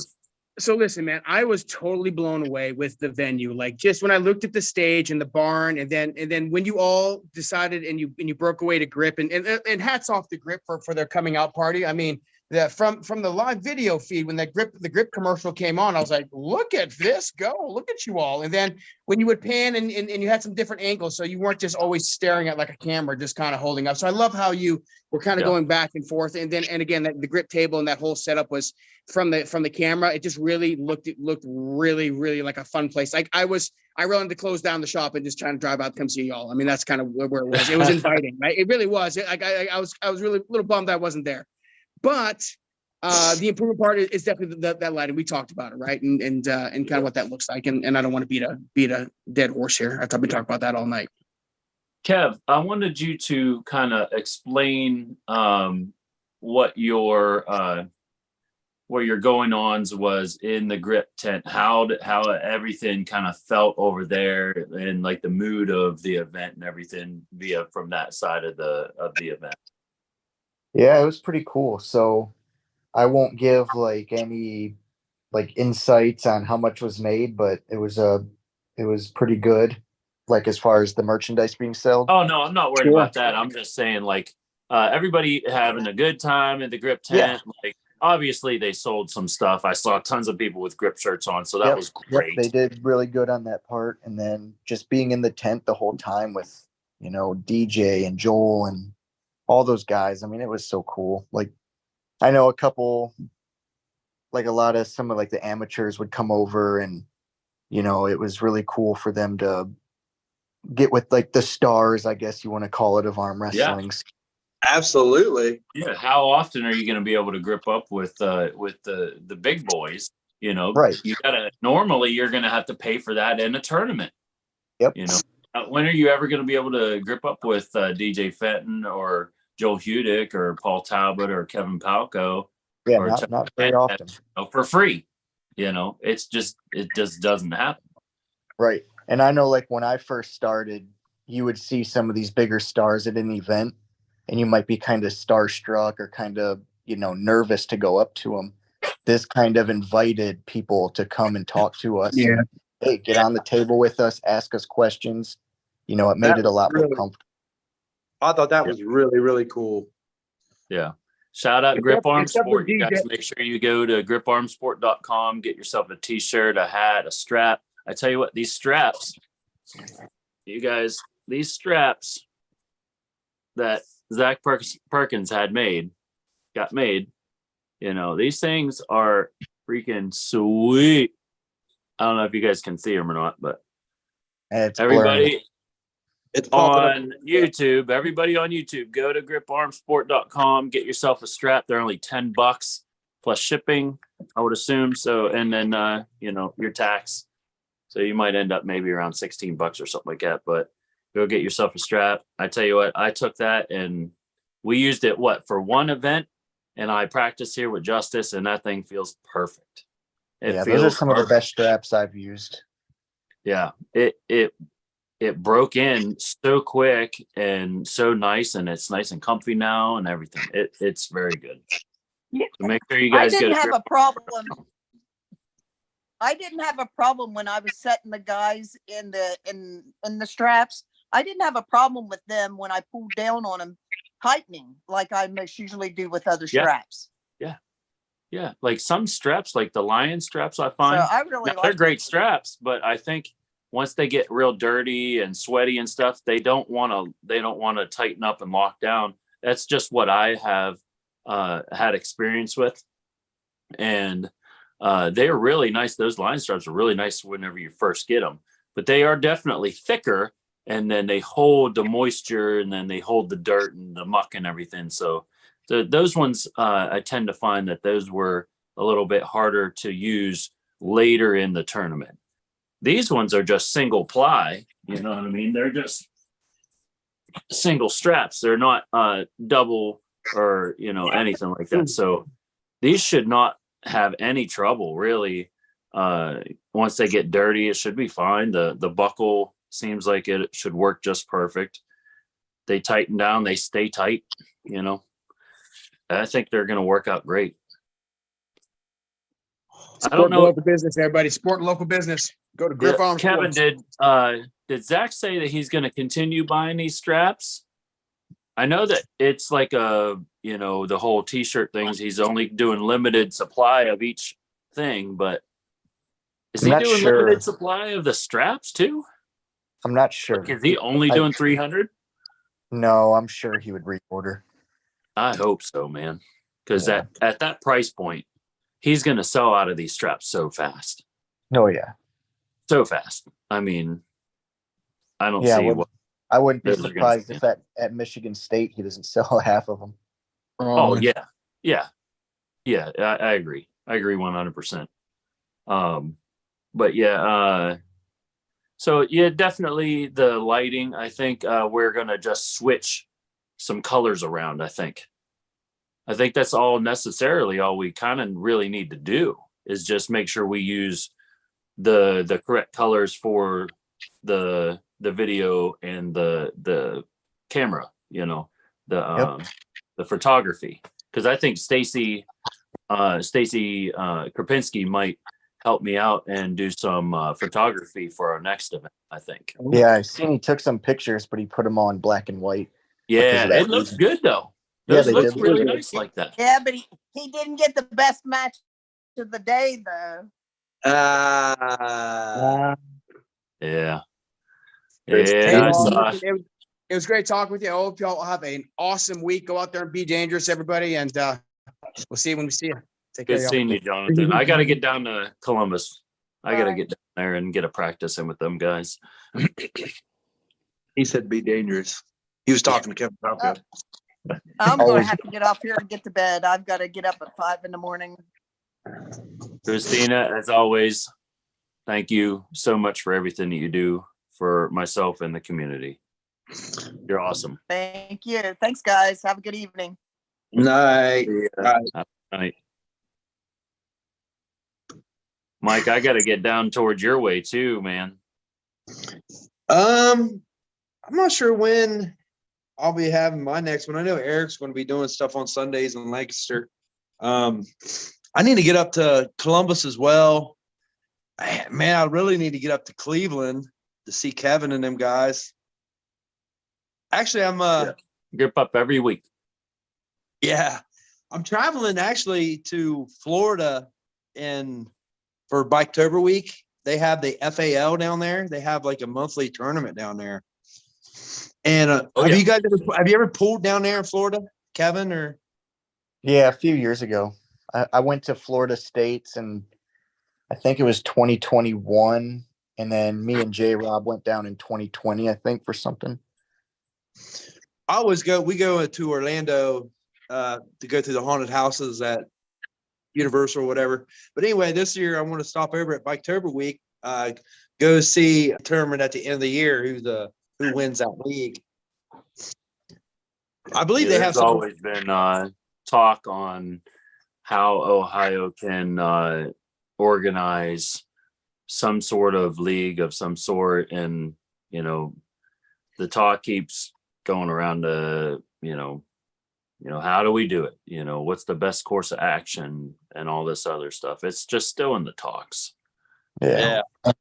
And now It's Ty just, once Jackson you just- do that, it's like, man, you really got to do it right, and I don't think myself or any of the other promoters are comfortable in taking that leap yet. Right. It's possible. Guaranteed it's possible. It just takes money and time and organization. Right. I think we're headed that way. I just like as a Oh, newer yeah, guy. yeah. As Yeah, a newer it's guy definitely- coming to the sport, Yeah. I'm like as I view the whole landscape, it gets bigger. Like you see the people from the other states and everything.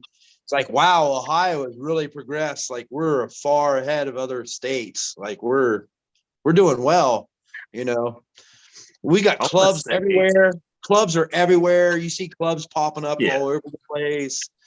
New guys are just coming. I get calls or people chatting me about new guys every night. Seems like, I got a new guy here, new guy there. And it's awesome to see the sport growing, and it's just going to continue to grow as we grow it. And as people see it, they're going to keep coming to it. Oh yeah. Actually, I'm thinking how it Ohio. looks like from down here, like Ohio, Michigan, that area of the United States, it's like the more active in arm wrestling.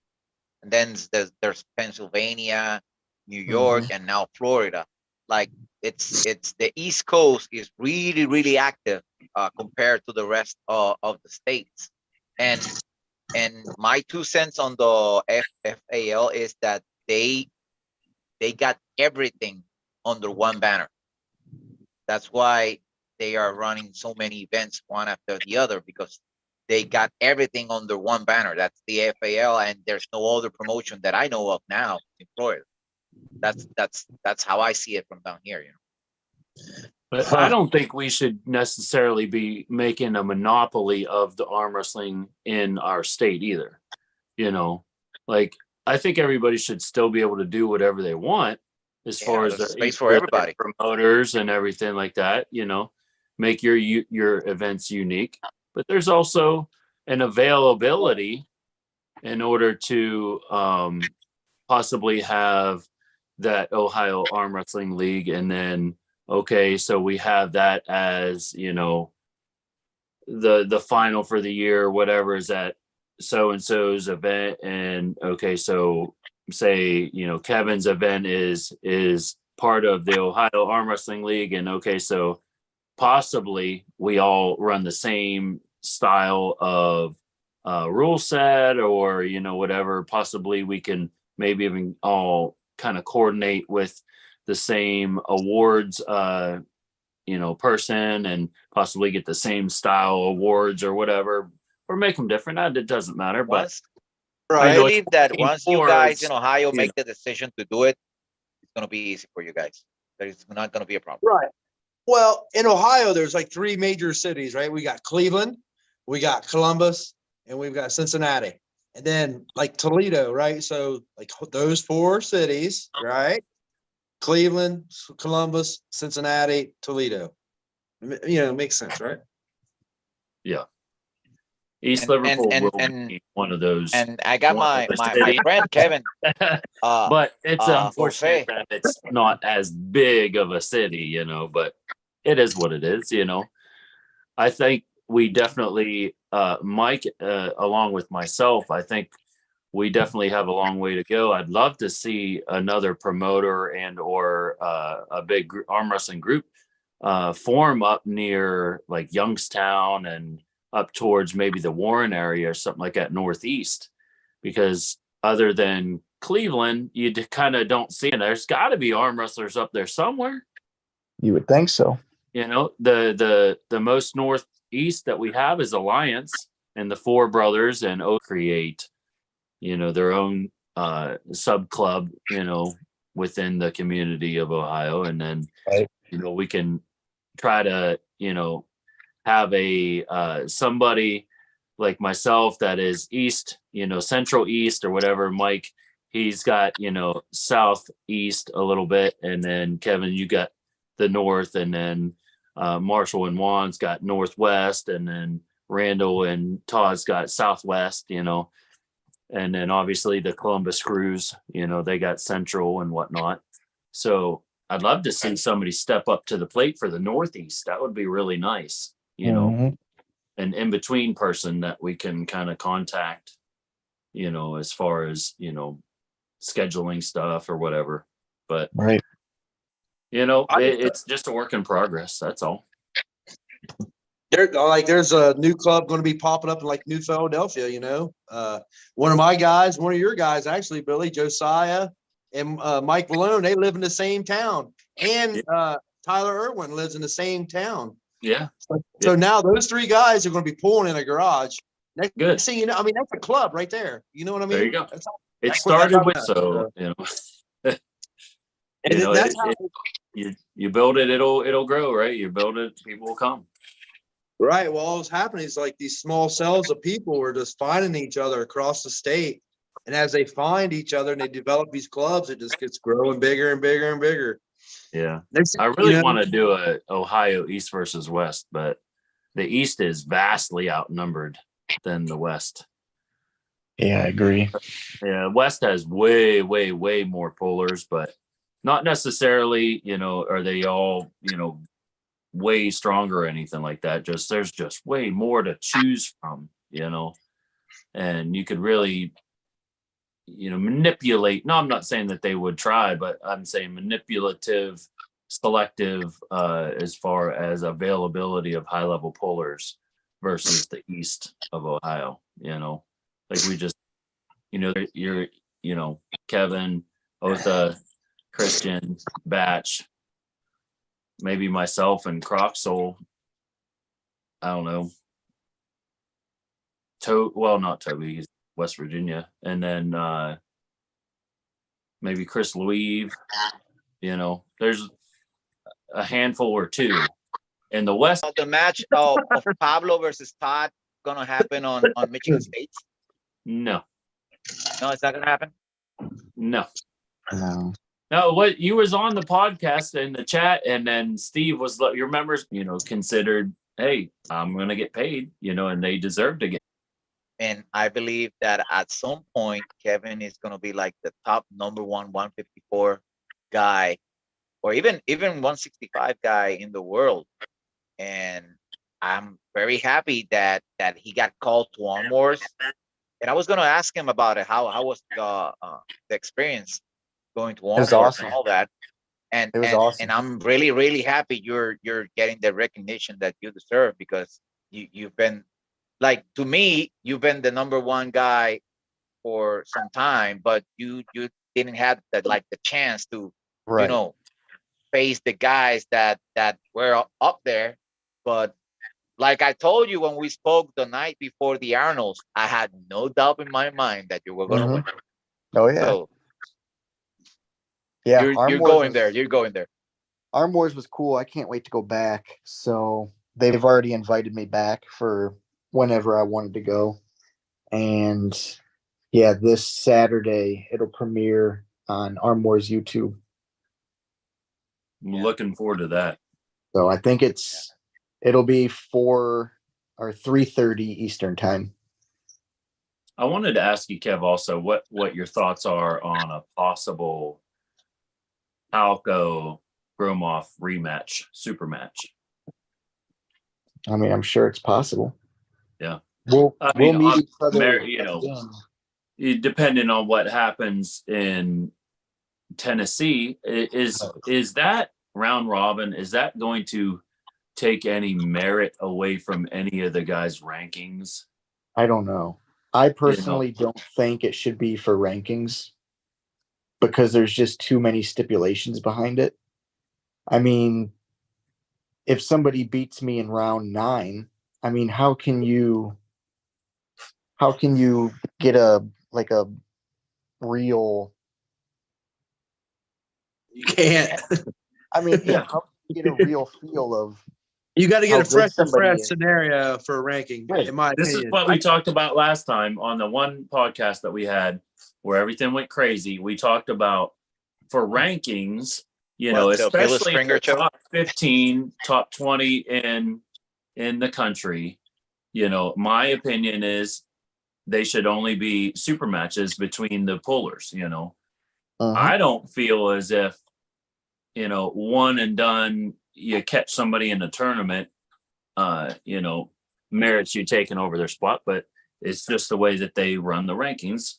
It's not my rankings, it's whatever. But, I'd like to see, even in the Ohio rankings, you could do like a small test, even we could even do that, like, okay, so the top 5 or whatever, you guys do whatever, and you have your super matches for, to move up the list, But I don't know. I mean, if however people want to run their lists, it's their business. I'm the only guy that does arm wrestling rankings in Puerto Rico, and I do it based on a point system, and I take an account just like the participation of the pullers, and I give them points on the result of their matches when they face whoever.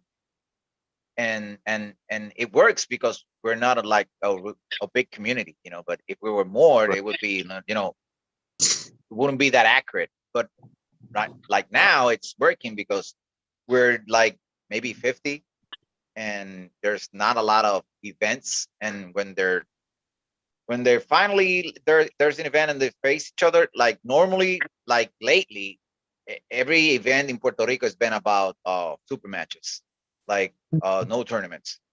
Right. And it's more difficult like that, Yeah, I think I mean, like we said earlier, every promoters can do whatever they want, and whoever is in charge of the rankings list, whatever people agree that whose ever ranking list is the one that we're going with, it's however they want to do it. So I mean, Mike round robin- could bring out his own ranking list right now, and it could be Red Line Wrestling ranking list, and you put whoever on there, and you run it however you want. So it's however the community sees that ranking list, their perception of any ranking list. If somebody doesn't feel like the Arm Fighter ranking list is appropriate or the right thing, then they're just going to dismiss it. It is what it is. But in general, you got two sets of lists, right? You got Chance's list, and then you got the Arm Fighter list. Correct, Jeff? Yep. And there is small differences per se in those lists, but I would think 85% of it is pretty much the same almost. Yeah, they're pretty close.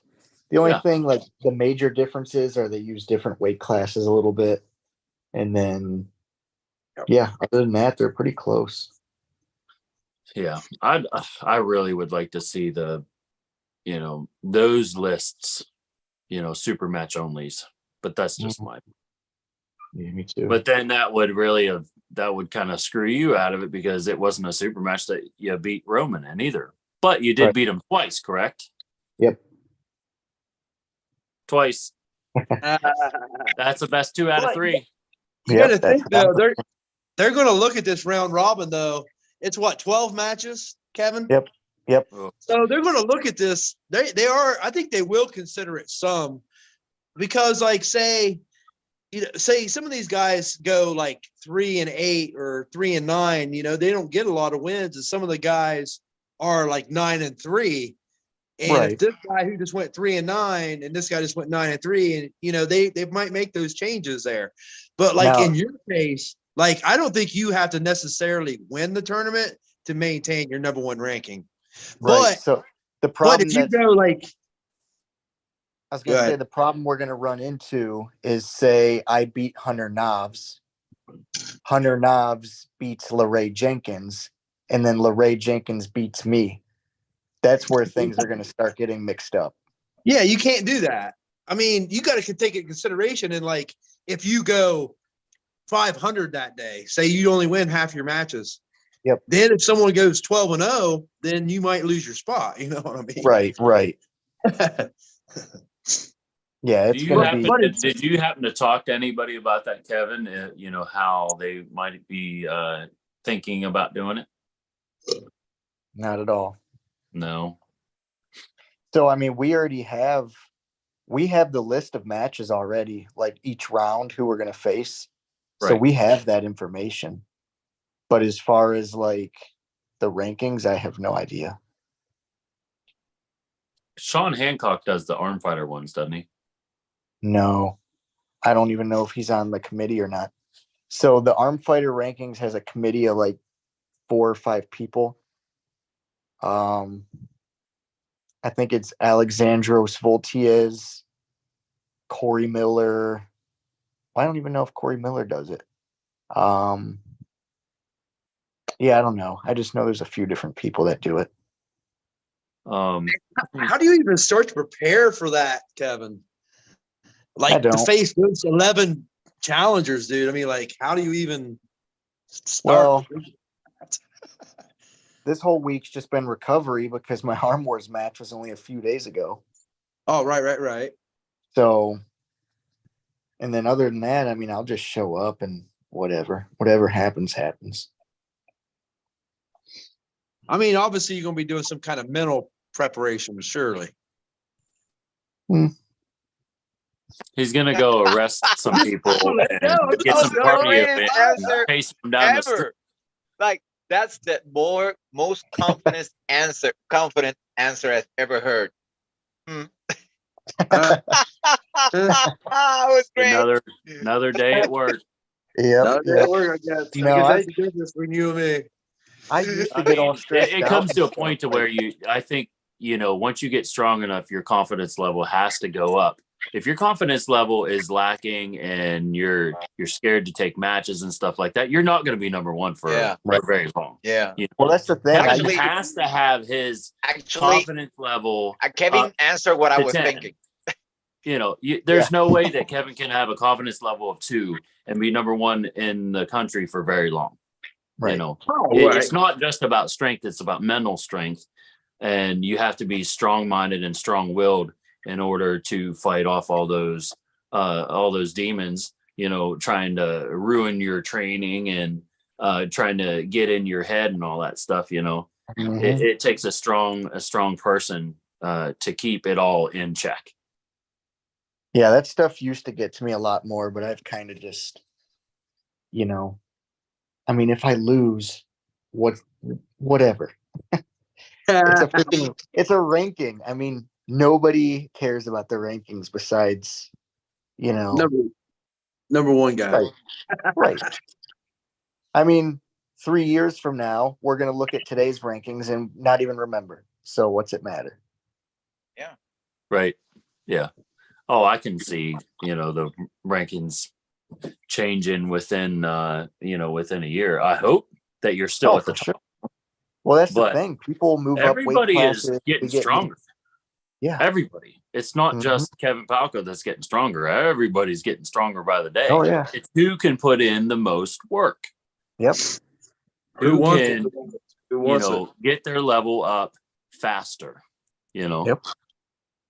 There might be a guy that is able to gain, 10 levels and you only gain 7. You know, it's possible. You know, we're all human, you know. But did you guys see that 17-year-old down at Louisiana State? Oh, they look like a beast. Yeah. 1 year in the sport and he's already beat RJ Molinaire, a world champion. Crazy, dude. What? The level is just going up every single day. Kids are getting in, like we talked about, kids growing the sport, the younger youth starting a little earlier, like the Europeans are, and it being, a youth sport more so than what it used to be. These kids are going to be, peaking at 30 instead of normal arm wrestlers over the years peaking at 40. Right. Or 35. These kids are going to be peaking at 25 and 27, 28, after being in the sport for 10, 12, 14 years, they're going to be animals if they stick with it. I mean, animals. I got in the sport in 2014 and I can't remember if there were a very few like teenagers that were doing it. Yeah. It was mostly all older guys like veterans and seniors and stuff like that. Now you see all these. I started on wrestling at 16. Did you? Yeah. And Manola's like 76 years old. Yeah. I'm 40. I'm 42. Just joking. I know you 42. you're only a couple years older than me. I'll be 39 in July, I do believe. But when I started, like Kevin was saying, when I started, I was like the only teenager doing it. And I like when I started, it was good, and I kept getting stronger, and I think my peak was like at 24, 26, 24, 25 Really? years old. That was like my strongest, and I was already traveling to the States to compete. I had some good matches with Michael Todd. I gripped up with Travis. I was 25 and I was like 250 pounds. Jesus. And that was like my strongest. And after, the sport went down in Puerto Rico and I stopped arm wrestling like I used to when I was back then, it's been really hard for me to get, back to that level. And at the point I am right now, I don't think it's possible to be competitive again. Yeah. You gotta keep going. Like take for instance Richard. Rich keeps getting stronger and competitive because he's active, like very, very active. If he stops at some point for any reason to gain that back, is gonna be like really, really hard. And while I'm on the subject of Richard, I've always wondered why Richard ain't in no rankings, only in the Ohio rankings. Like Rich is winning like 98 matches out of the 100, I ain't ranked. And I remember I asked the HD Bilbo from High Dollar Entertainment why Yeah, he yeah. wasn't ranked, and I don't think like he was like, who is he? And I told him he's a Puerto Rican. He's been arm wrestling for years and he's winning and winning and winning. And he like researched it and he got back to me, and the committee said to him like, Richard hasn't beaten anybody that's ranked. And I was like, what? Like you have to be you have to beat someone that's ranked to be on the rankings, even if you win 100 matches.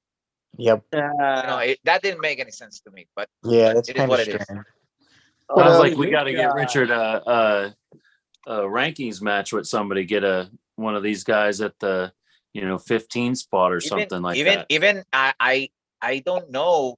I mean, Richard has his own thing, and he maybe it's arm wrestling is good for him and he likes it, but maybe it's not like the top thing for him, because I was wondering why he didn't like try and make it to the East versus West qualifier, because I Right. know he would have qualified for sure both arms.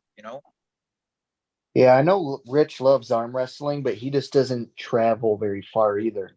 Like he'll go out to Michigan State, he might go down to Kentucky, Pennsylvania. Yeah. But other than that, those are like the bordering states of Ohio. So in I order think they to were like, both like 6 hours away. Like both of those Yeah. east it was New York and the other one was Well, it was let's Indiana. not forget. Richard was able to pull with Joel Hudick at the BAL event. Kevin, remember? Yep. That one that you pulled at, and Yep. and I Wasn't do able to believe get Richard through 'em. lost that match. So he's had a shot at the list. It just didn't work he's out. got some wins over I think time. he's got some wins over some high level guys at that Stump Crew tournament. I mean, Yeah, Rich can beat anybody any day. Maybe that wasn't his day. I'm Right. just looking at the right hand 210 rankings on armfighter.com. We got Yeah. Michael Who's like Grimaldi at 15, Joel Hudick at 14, Tim Talmadge at 13. Richard can beat Tim Talmadge, can't he? I mean, know. let's just talk about Puerto Rico, right? Let's talk Puerto Rico. Noel Nunez is still on those rankings, and the only time Noel faced Rich beat him. Like That was easily. in my town. Yeah, Oh, yeah. that was in your tournament. Yeah, that was on your tournament, and Rich beat him, and like, okay, why Rich Did isn't you guys there? change the rankings down there from a match that happened in East Liverpool, Ohio? Yeah, it was like, damn. Hey guys, you better get that Dude, dry. and you gotta like know Puerto Rican arm wrestling culture, so you can understand the body language of people, and like Puerto Rican arm wrestlers are really proud, but not proud like to get beaten by guys from elsewhere. Like they don't like to get beaten by anyone, even if they're Puerto Ricans, right? And they're like, oh yeah, we're friends, but you beat me and I didn't like it, I'm gonna leave. And that's what happened right there. And that was the first time Richard pulled Noel, that like the very first time. Yeah, that's crazy. And I know Richard wants to pull Noel again, but Noel he hasn't been active like he used to, so Right.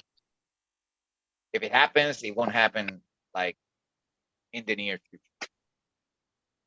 I thought Alex Topro was like 250 pounds. Yeah, he's way bigger now, isn't he? Yeah, he's on the 210 left hand rankings on Arm Fighter. As a he was alternate. he was huge at nationals. Yeah, But somehow he's like he was like way 250 bigger back. than me, and he was pulling the 200 class. dang. How'd he do that? I don't know. I just heard Billy said he was first. 250 pounds, and he doesn't look 220. Well, he pulled the bigger class at Arnold's, because he rode with me in my car, him and his girl and Dustin Hyatt and Roman, we all rode over in my car to Arnold's, and Alex is not a small man.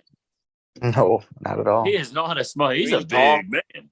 I'm not saying Yeah, he's pretty- big, this way. He's just big. Like he's a big dude. He's broad shouldered. You ever But seen his brother? Paul- How big did Paul Talbot look this weekend? Oh my God. Woo. Big. Paul? He didn't look big at all, but he's fucking strong, incredibly strong, dude. And his Toby left is looked like a freaking freight train, dude. He looked like he got boulders on his shoulders. yeah, I know. He put that white He- shirt on, the only grip shirt on. I was like, holy crap, dude. I think he gained about 75 pounds. Stay out of your class, right? He's strong. Yeah, just pass up, go to heavyweight or stay Yeah, at 198. Jason, did you get to grip up with Toby at all? Yeah, I couldn't even. Well, it was about 2 hours in. I've already been playing for a couple hours, but I don't think Yeah. he felt super strong, anyways. Yeah. I mean, I usually don't gas out after that, but I don't think he's just too strong. I couldn't. That's what I tell Freddie, Billy. That's what I tell Freddie. Out of Freddie, I'm just worried about Toby. I don't care about you. I mean, I know I'm going to end up third, but I'm going to be Toby- honest with you. I Yeah. love Freddie. I love Freddie. He's a great person. If I'm taking anybody in that little trio, I'm taking Toby. yeah, even I'm going to put my money on Toby. That's Yeah, hilarious. he's a beast. Yeah, I would say if he goes, he said he was going to go 198 the other day. If he goes 98, I would look. He could do some damage in that class. I mean, he could do damage at 220 too. He got Right now, I I weighted like 197, like yesterday or the day before, something like that. 197. Just so you guys know, Toby's ranked like 38th or something in the 242s. 38. On Yeah. Aries. On the Yeah. Aries system. Yeah. I got you. Oh, His rating is up pretty high. That's awesome. Heck yeah. Let's welcome to the show, Jason J. Robinette. Welcome to the show. what's up, dude? Logan, Billy, say hi. what up, bro? Logan, can you hear us? It's Logan. I Logan don't see the Cooper's here, other but it doesn't look like he knows what he's doing. right now. What was you going to say, Jason? We can hear you. I was gonna get a shout out to DJ, and he sent me a message and said, "Why are you eating?" So I'm watching my weight, DJ. That's why. Yeah, It was exactly. almonds. It was almonds. Just little almonds. So, Jason, so you were at Garage Wars. Yep. What? I'm going to ask you two questions if you could answer them. What was your biggest surprise for Garage Wars? Something that you really enjoyed, and then give us something that you think that we could improve on.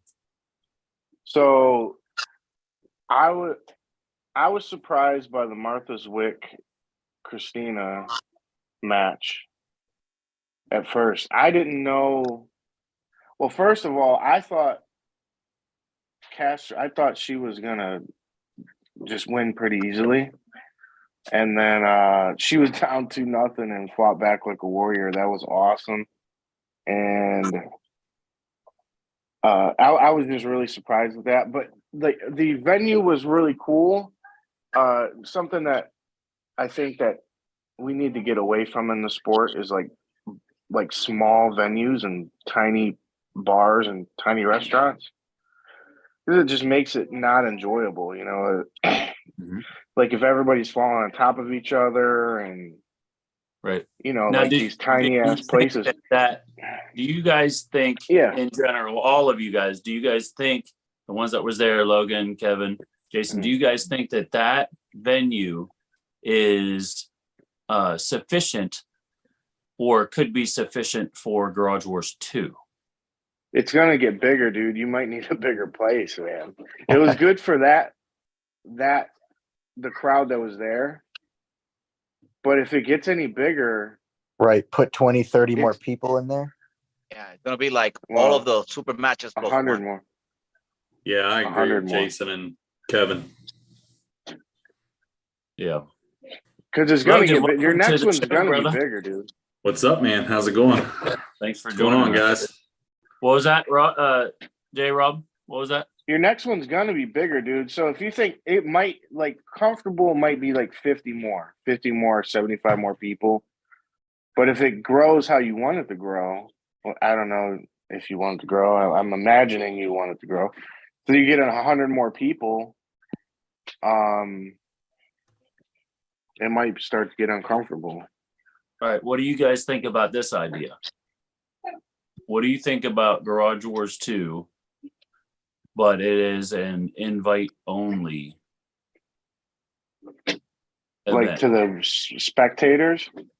Invite only to the event. So we only have, say, 150 tickets total. So the competitor, That's gonna make it bigger. you know, like, so some, you know, say however many competitors we have, blah, blah, blah. So, and then we have the people that run the event and all that stuff. So we got to take into account of how many Right. people are running the event and are involved. Okay, so we have X number of pullers. Okay, and then we need 150 people total max occupancy for the event. And then we separate and divvy up the tickets for each puller. They get however many tickets that they can give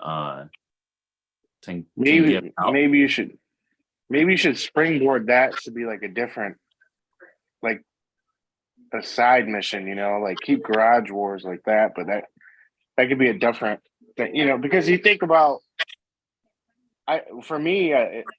you think some competitor, are you going to have that many matches?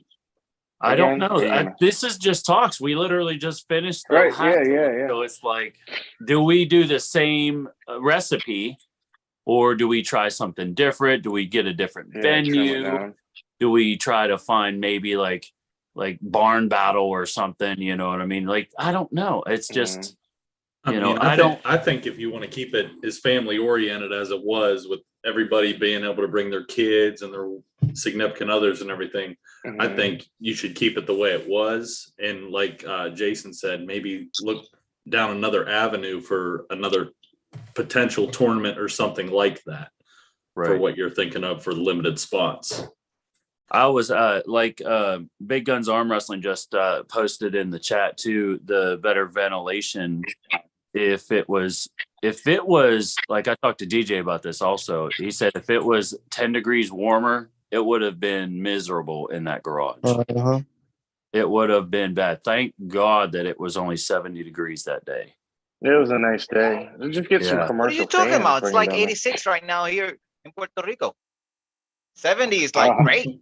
Dude, 70 in that garage up on Dude, the it's stage like was 10 at night, and it's like 86 degrees right here. It was humid too. It was a little humid. I would have been there like, dude, it's cold. What are you talking about? Manolo's over there wearing a sweater. He's wearing his cardigan. Yeah, with He's scarves like, hey, bro, and stuff. you guys got any heaters? No, dude, I think it was a great event, man. I think maybe pare it down a little bit. You know, I mean, you had 30 matches.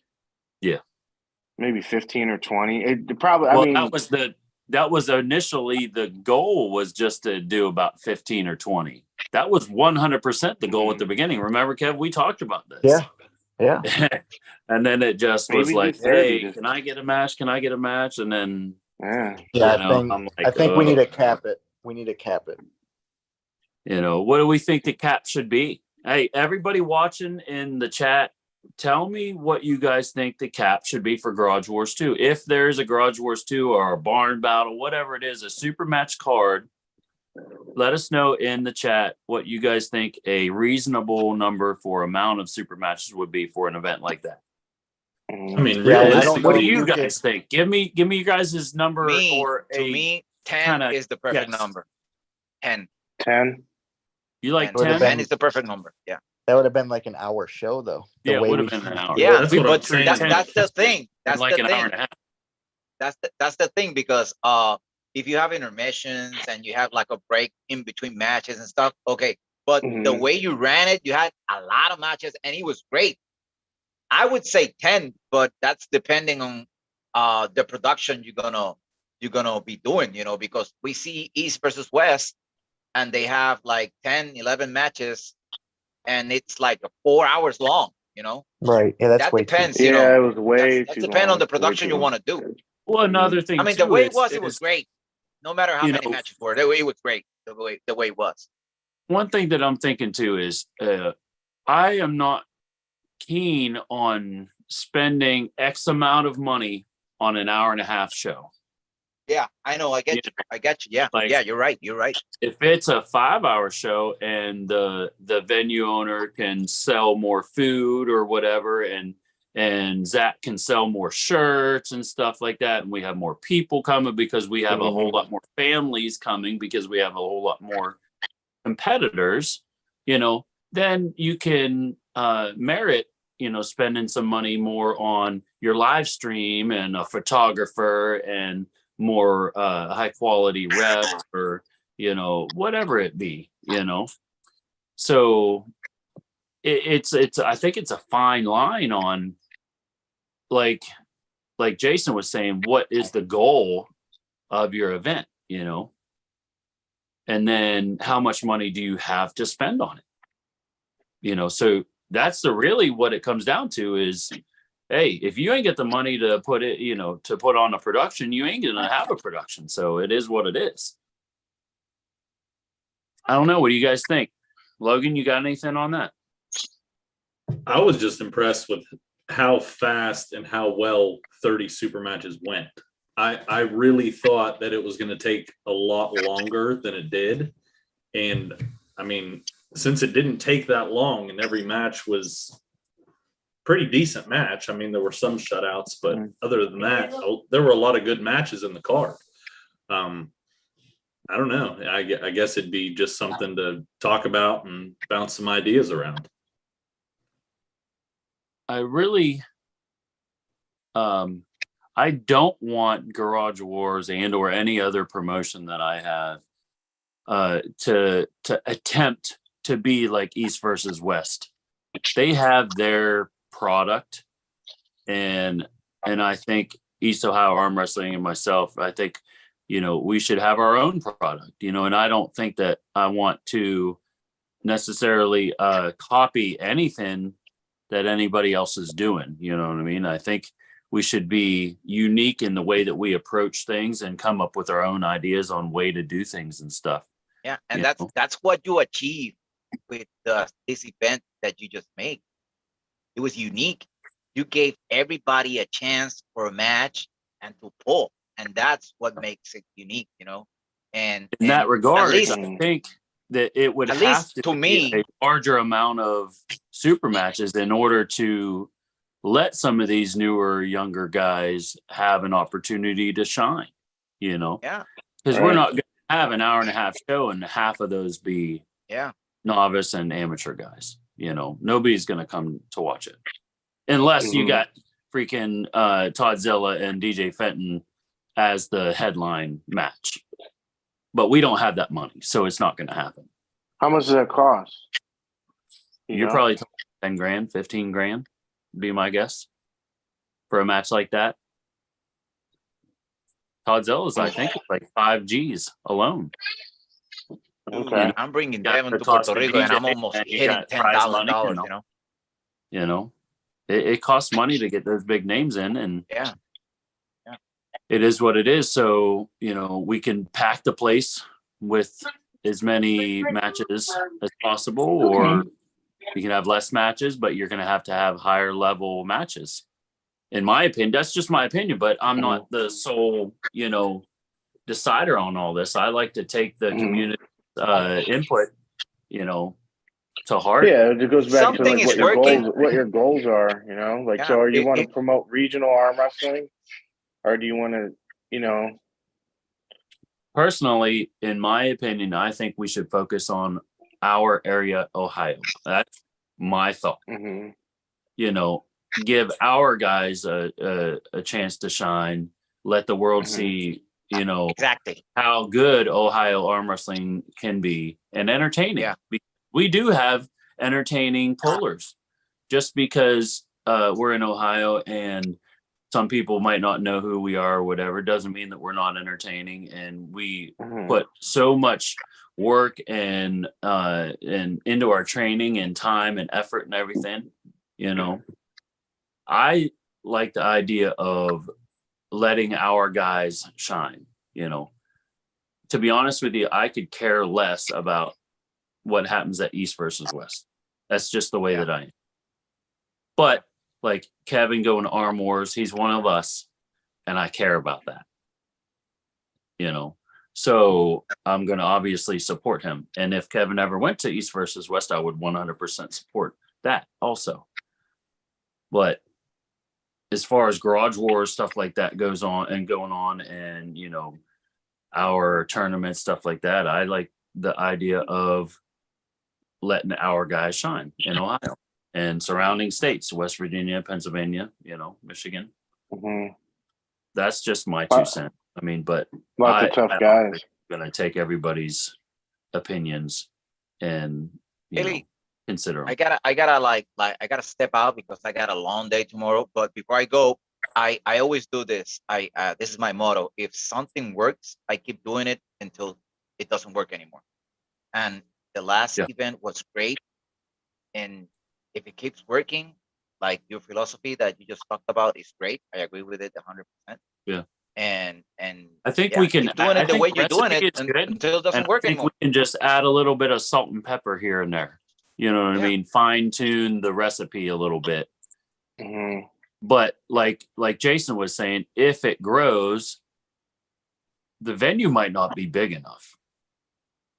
And I understand that. And whether or not the venue owner is willing to put in, you know, fans, exhaust fans, or like upgrade the internet, stuff like that. You know what I mean? If those things aren't willing to happen, then it is what it is. We might end up needing to find something, a different venue. But I really like that venue. It was nice. It was nice. Me and Kevin talked about this a few times. Like what's like a great venue, and you know, like seeing the matches is always difficult at like for like the restaurants and bars should just be outlawed. You know, everybody likes that kind of place, but if people want to take the sport seriously, we got to get into, I think, better gyms or like gymnasiums, somewhere like like where like up on stage is good. Maybe where there's some bleachers where you could look down into the match. Yeah, where I everybody called could see today. it. I literally called today about an auditorium and or a gymnasium at a middle school, and just see what the price is. And I think we're looking at, you know, maybe $500 to $800 to rent a gym and or, you know, auditorium of some sort.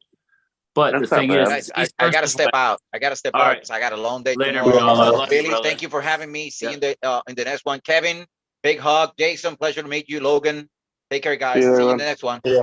Take care, buddy. That's not bad. But what you know, hesitant about no beer sales? Is that going to be the thing? We didn't have beer sales at our event. Oh yeah, that's like a thing. The old heads like that, you know. So they can either you know, bring their own stuff or BYOB. However they do their own thing. I'm not, you know, part of it. But we didn't Yeah, have I think it would be alcohol cool. sales.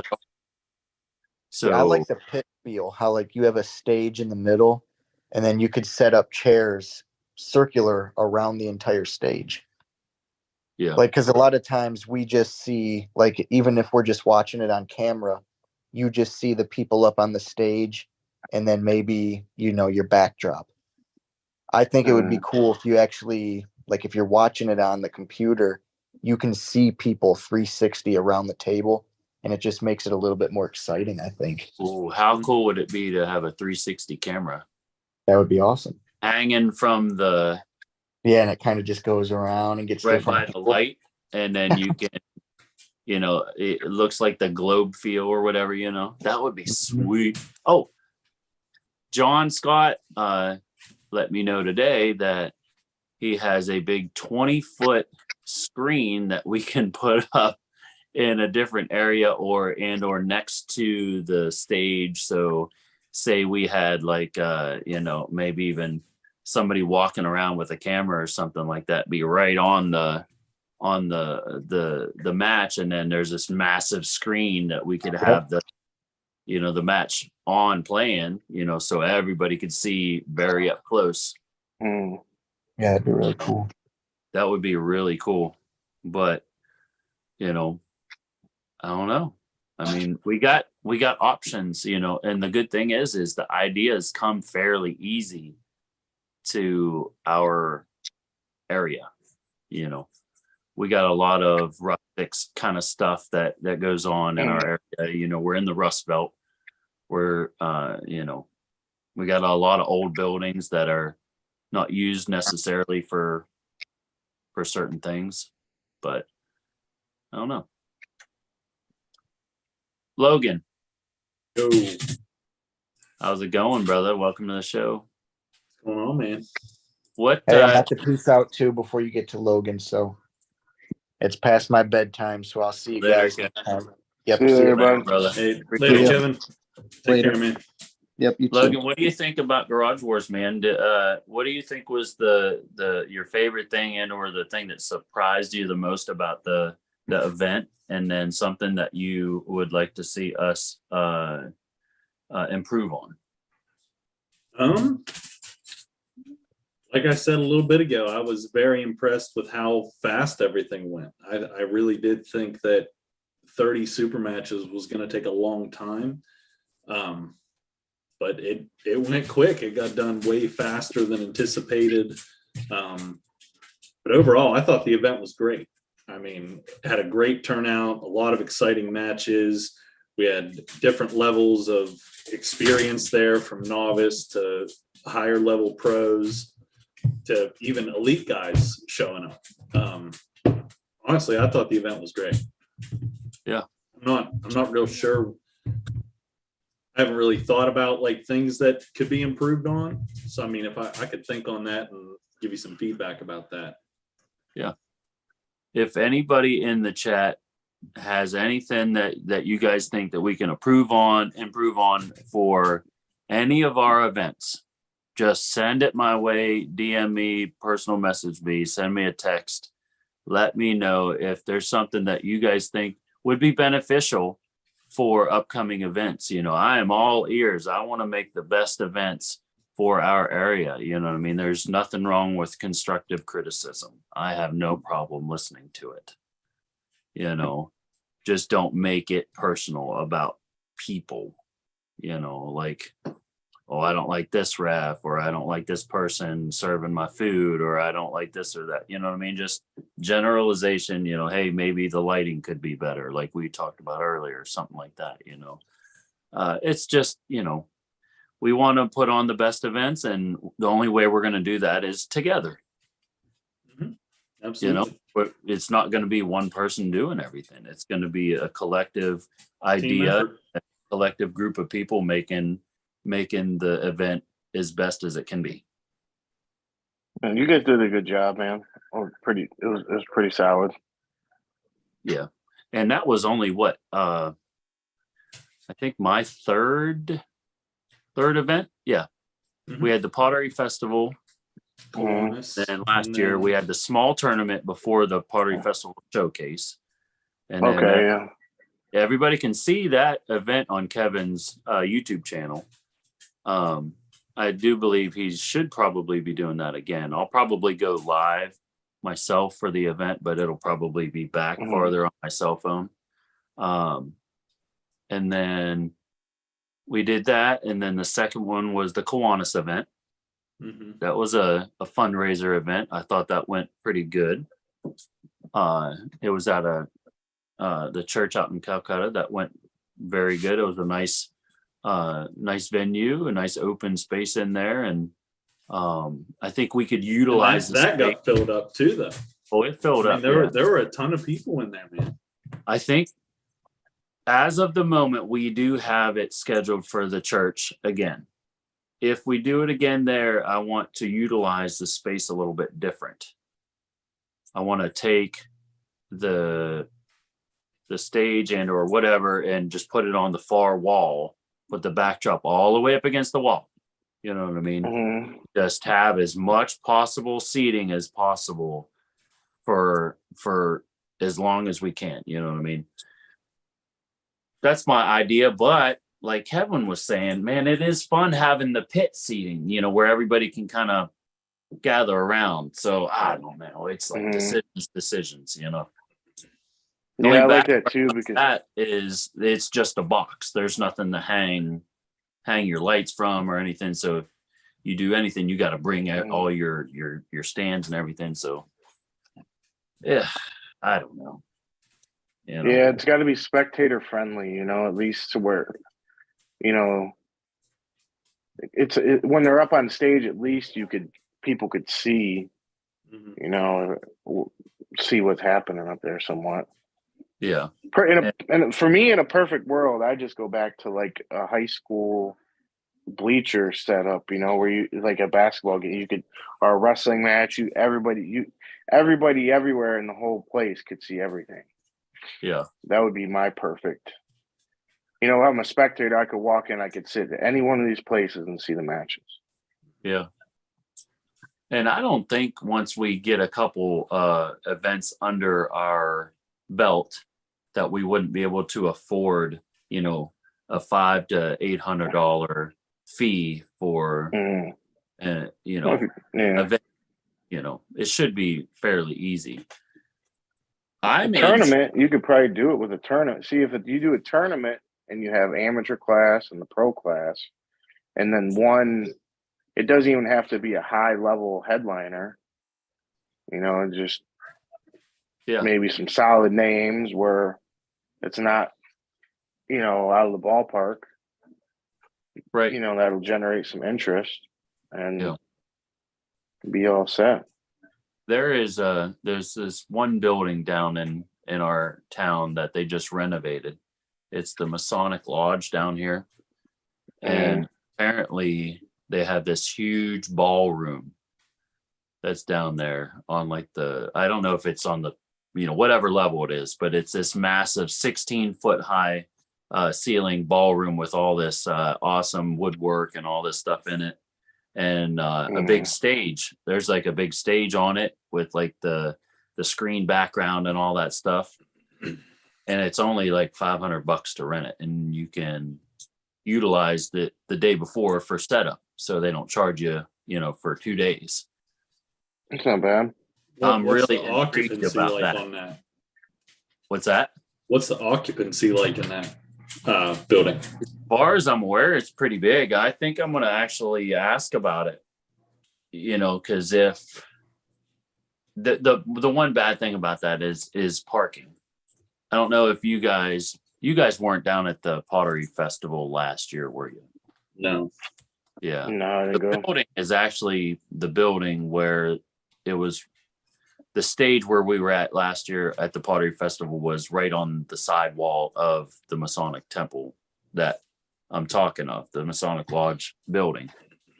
So the parking isn't ideal, but there's a parking enough around to where you could walk, you know, a couple minutes and be right in the event. But I would really love to find an event venue where we got plenty of parking. You know, it is an awesome venue. Everybody loves the venue, and you got plenty of seating and everything.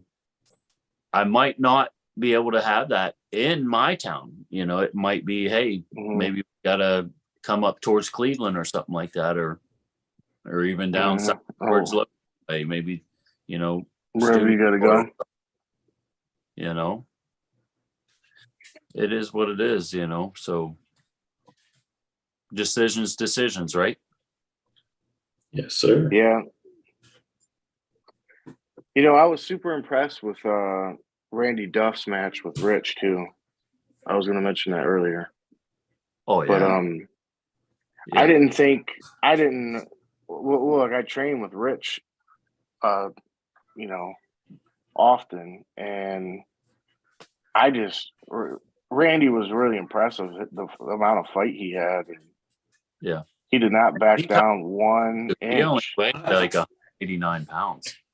I feel like Randy 189. always shows up though. Like Yeah, he surprises you. I mean, like he'll go Right. up and down in weight, but then the day of the match, Mhm. it's just like he turns into another guy and he just goes to war. Mhm. He's had some pretty impressive matches that I've seen. There's a Yeah. lot of fight Yep. in that dog for sure. Oh yeah. Right. 100%. I He was gets it like, naturally from his dad. I was cornering Rich, and I was like, shit, man, I didn't expect it to be this big of a fight, but it was pretty cool. You know, Rich made some adjustments, and it's really hard dealing with that back pressure that he has. Mhm. Randy was able at round 2. He was able to go sideways without his hand. That was super, like almost like a Hutchins type of Side pressure press. yeah, side pressure, half like full drag without my wrist, just straight grit. Mhm. Pretty Mhm. much 99% nutsack and 100% heart. It was really good. It was like, wow. Yeah, it's definitely an entertaining match for sure. You know, when I've been in that situation in a match before, and it goes through your brain. Is my stuff gonna hold up in the situation? You know, it's like you get. I don't know if it's like it seems like a millisecond, but you're like, am I okay? And you just go forward, or you lay down. You know, I guess. If it feels too bad, you just let it go, you know. Or Yeah. if it's that Those important are to you, you just keep pushing. So, how much money is on the line, and how much are you willing to put your arm on the line? You know. Yeah.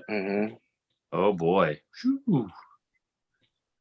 What do you guys think? How much money would it take for you to put your arm on the line and risk an arm break? 0. I got a decent job, dude. I'm cool, man.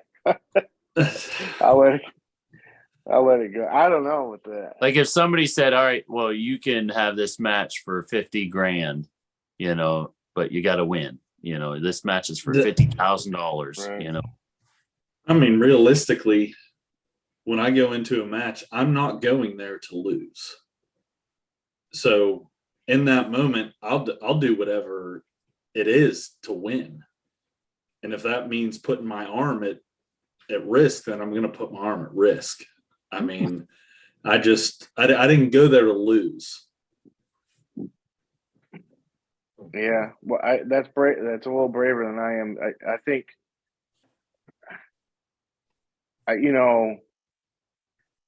going on this October will be like, or September will be like my 5th year, and I've had a couple in tournament like matches where there was a dude from down south. You know, he's like one of them 550 benchers. He was just a monster, and he got me into a hook, and I surged back up, and I felt something in my arm. This was like year 2.5 or something, and I let it go at that point, and I'd beat him earlier in the day.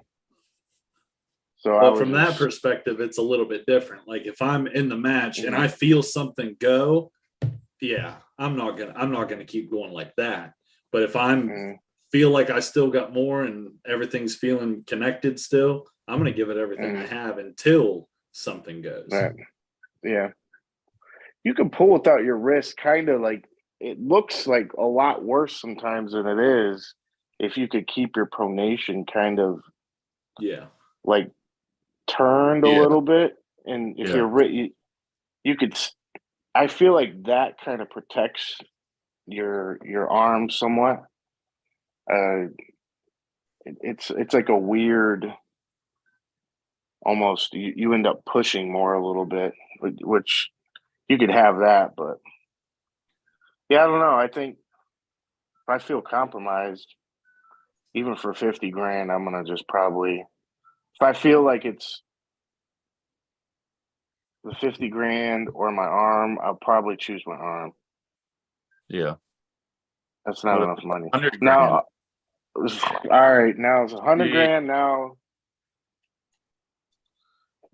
That could be somebody's 2 years of salary, you know, possibly. Nowadays, maybe yeah. whatever one, but 100 grand. I don't give a damn about the arm for real. welcome to the show, Tracy. He said, "I'll What's break up, my arm guys? right now for 100 grand." I know I'm late, What's but up, 100 dude? grand. That's like my kid's tuition. You know what I mean? I'd let you break my arm for 100,000. Honestly, I put my kid in school. You know what I mean? I didn't have that opportunity, so sounds Yeah. dumb for most people, but That's a good one. not straight up, dude. Well, with the way college prices are going, that might maybe. Yeah, for sure. Maybe like community college or something. Like, nothing too crazy, you know, but community college, and I she think could. it also depends on what kind of job you have. Can you do your job with a busted arm and a sling? Yeah, I'd make it work. You know, I work for Look, an and, educational we're company, doing man. tree So stuff, right? So I don't think breaking your arm would be a possibility, right? Yeah, I couldn't run. I mean, I couldn't run excavator and stuff. I'd be able to use Exactly. what I mean. You could It get it depends done on if what you part needed of to, my you arm I know. broke. If I broke my humerus and wasn't able to do any internal external rotation to have my arms out in front of me, yeah, I'd be screwed. But I mean, if I just like broke my wrist, I could just have my arms sitting on the thing and still do something. Here's a real question though. How many wrist breaks are actually like prevalent in arm wrestling? Wrist breaks? Yeah, man. Like I don't really. Well, like, not have you necessarily guys? wrist, but like radius and ulna. Okay. Yeah. Because I think really I've watched the every forearm arm blades. wrestling video on YouTube. I've never seen a wrist. like I've never really seen like the only thing I've ever seen is the humerus break. You know what I mean? Yeah, these bones down there, those, what did you say? The radius and ulna? Is that what Yeah, you called radius it? I and think that's ulna. right. Yeah. I think some people have had those break. Yeah, I don't know. That's hopefully. You've seen fingers broken. Oh yeah. Look at Matt Mask. Yeah, exactly. Lobster hand. Holy moly. Yeah, those We got fingers obviously can get broken fairly easy, I kind of feel. And then your humerus, you know, $100,000. Oh man. Yeah, I wouldn't. I thought personally, I think I could break my job for, you know, with one arm, possibly. Yeah, but I could do. Yeah, I work in the business side of education, so I work at a computer all day. It wouldn't matter. Typing with one arm would suck, but yeah, whatever. Man, I guess it's so the consensus is it all comes down to your situation. You know? Yeah. Yeah, if you're a dude out there digging fucking ditches, dude, you don't want to break your stuff. Yeah, exactly. Yeah, you wouldn't want to break your arm if you're a laborer for a living. Oh, for real. No, man, or a truck driver, or a lot of these guys are contractors, or electricians, and that would be a bad, Then you get into like probably, are they with a company or are they working for themselves? If you work for yourselves, then you're in a bad situation. Mm-hmm. Yeah, you're putting your entire family's future at stake. Right. So a lot of people can't risk it like that. I thought I broke my thumb at nationals. Ooh. And I got into like Canadian goose fight. Like, yeah, that thing, whatever happens when two people are pronating out. And it was just over overpronated. I had to let it. I tried to let it go at the because we were like at this stage, and I felt my thumb was twisting way too hard, so I just like kind of let my arm limp. Was that And, monster in the yellow shirt? I think so. Yeah. I was in a good spot the first. Oh yeah, I dude. got called on the first one, but then the second one it wasn't. He had my thumb, and I was just like, all right, I'll let it. But I still thought it was broke for about 10 minutes because it swelled up pretty good. Oof. But that's a good example of what we're talking about. I felt like my thumb was compromised pretty decently, and I tried to let it go. I mean, I ended up fouling it, but yeah, I did the same thing on my left a few years ago too at Michigan State, but I developed like a knot on my knuckle there. It's like a permanent callus. So hopefully I'll do this. Grip onto that thing and your thumb doesn't come out. No, like it developed like a nobody could do that to it now on my left. So I hope the right ends the same thing. Like yeah, it's like once you get like so far compromised, or I've never had that ever happen again to my left after that single time. Maybe I'm just more cognizant of it or more aware. Yeah, could be one of those things. I've only ever had like a fingertip go numb, dude. That's like it so far. I'm not like too far into the sport, but that's about it, man. Mm-hmm. You still get bone pain? Never, dude. I don't get bone pain at all. The only pain I really get is like, I guess like sometimes like after practice and stuff, I'll get like this muscle pain right here if I like pronate out or supinate, and that's about it. Just achy. I don't really get bone pain or like no brachialis. No, dude. None at all. Bone pain, dude. Yeah, I know. I do the flop. I don't always just flop. You know what I mean? But I just don't have enough riser to keep my wrist like you guys. So, I end up like this most of the time. So I had to adapt. I mean, well, what did I tell you when practice? I will let you work in the lanes that you need to work in. That's what stronger puller is supposed to do. Yeah, I've been working on the cup and riser a little bit. I've been trying to get the riser up so I don't just give my wrist all the time. So do a bunch of hammer curls too. The left is great at it. I can usually take people's wrists away pretty good left-handed. He just went the left is great at it. Just can take that wrist away pretty good with the left. But the right, man, it's weird, dude.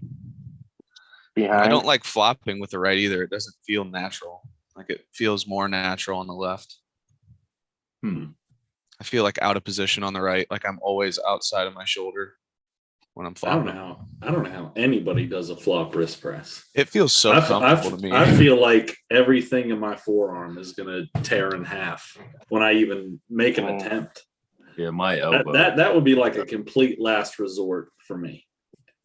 I've done a couple in matches before, and I really never practiced it. It's a weird. It just like comes out of like the sky. It just you get weird. I'm just like walking away from the table, like holy shit! I just pressed somebody. I don't even know how to do that. It like I don't know. It's weird for me too. Like I tried all my options that I had. Like in Columbus, I arm wrestled this guy from Lancaster. And like at first I tried to take his wrist. I couldn't. I tried to top roll when we were in the straps. He killed me. And then I was like, all right, I got the press. So I just committed to it. So it's just kind of nice to have it's kind of nice to have all three. You know what I mean? Like have that scenario go in my head where I know I can't win the other two ways. So that was that big guy with the beard, wasn't it? Yeah, that was I think his name's Joseph. He practices with Eric Morrison. Yeah, that was a good win for you, man. I was proud of you for that. It felt good. I wanted to get second place bad, so I kind of caught on real quick when his elbow started slipping off the pad. So I did the Jerry and pressed him again, had his elbow come off the pad, and then went flip-flop on the last one. Yeah, Joseph Worrell. Yep. That was the guy's name. Very Big Guns strong. said that. Yep. Very strong. I wanted to ask you, Logan, when is your next competition? I don't really have one lined up yet, man. Actually, this weekend being up there with you guys was just me kind of testing myself, seeing where I was at in the after pools. You still felt like a freaking freight train to me. Well, based off of the feedback I got from the guys, me losing 40 pounds I didn't lose a whole lot of strength, evidently, but I didn't feel that way. But then again, I was pulling with Paul and John and those guys. So obviously I'm not going to feel strong compared to Titans. So, but when I got back into guys that were my same level, I felt okay. You're So, what? I don't think, what was your weight? We weighed you, didn't we? yeah, with all my clothes on, boots, jeans, wallet, everything, I was 183. But that morning, when I woke up, I was 176.4. And you were at like 213. Yeah. Last time I was at Croxels. Yeah. Last time I was at Croxels, I was 216. That was a couple weeks before my BAL match. Yeah. What'd you do? You just diet or? No, man. Just a lot of stress with work and had some family things going on, just stress and work, and just stripped it off of me, man. Just every day I feel like I get on the scale and I'm like, holy shit, I just lost another leg. Or like, right. it just came off. But I mean, did you walked up? I was like, holy moly, bro. Looks like half of myself. Ethiopia. Yeah. I was like, wee. But I mean, I feel good, man. I mean, physically, I still feel pretty strong. I mean, my cardio's a lot better. I don't get winded. I mean, not that I was fat at 216, but I was definitely not where you were filled out. I was filled out. Exactly. Yeah. Yeah. And now I'm just 198 you is skinny guy. Very, very, very strong. I'm just a tall, healthy. skinny guy. You know, now you're just a skinny version of yourself. But yeah, I would say 85 to 90% of what you were at 198 at the beginning. And that's the thing is I haven't been training either. So I mean, but once that I means get you're fresh. Again, yeah, but once I get training again, like you're gonna lose some of the freshness. You know, it might not be, you know, the same every week or whatever, but you know, once you get into 6 months of training at 176 pounds, that level of strength is going to come right back. Yes. How long you been pulling for, Logan? It's May now, 2 years and a month. 2 years and 1 month. I got I think it's like almost like this year's work is like next year's. You realize it almost like 6 months to like a year later. I feel like. Oh yeah, yeah. You know what I mean? It's like the work that you put in now is the level that you are trying to achieve. You know, for a year. Like what Logan is going to do at 176 pounds. You know, it will come to fruition in 6 months or a year, one or the other. However, already takes. Have you ever You never competed at this weight before, right? No, I've never pulled 76. I've only pulled 198. Or well, actually, when I pulled at Trojan Wars, I pulled, what was that? The 175 class. I cut down to 175 for that. You did? Yeah. I thought it was 185.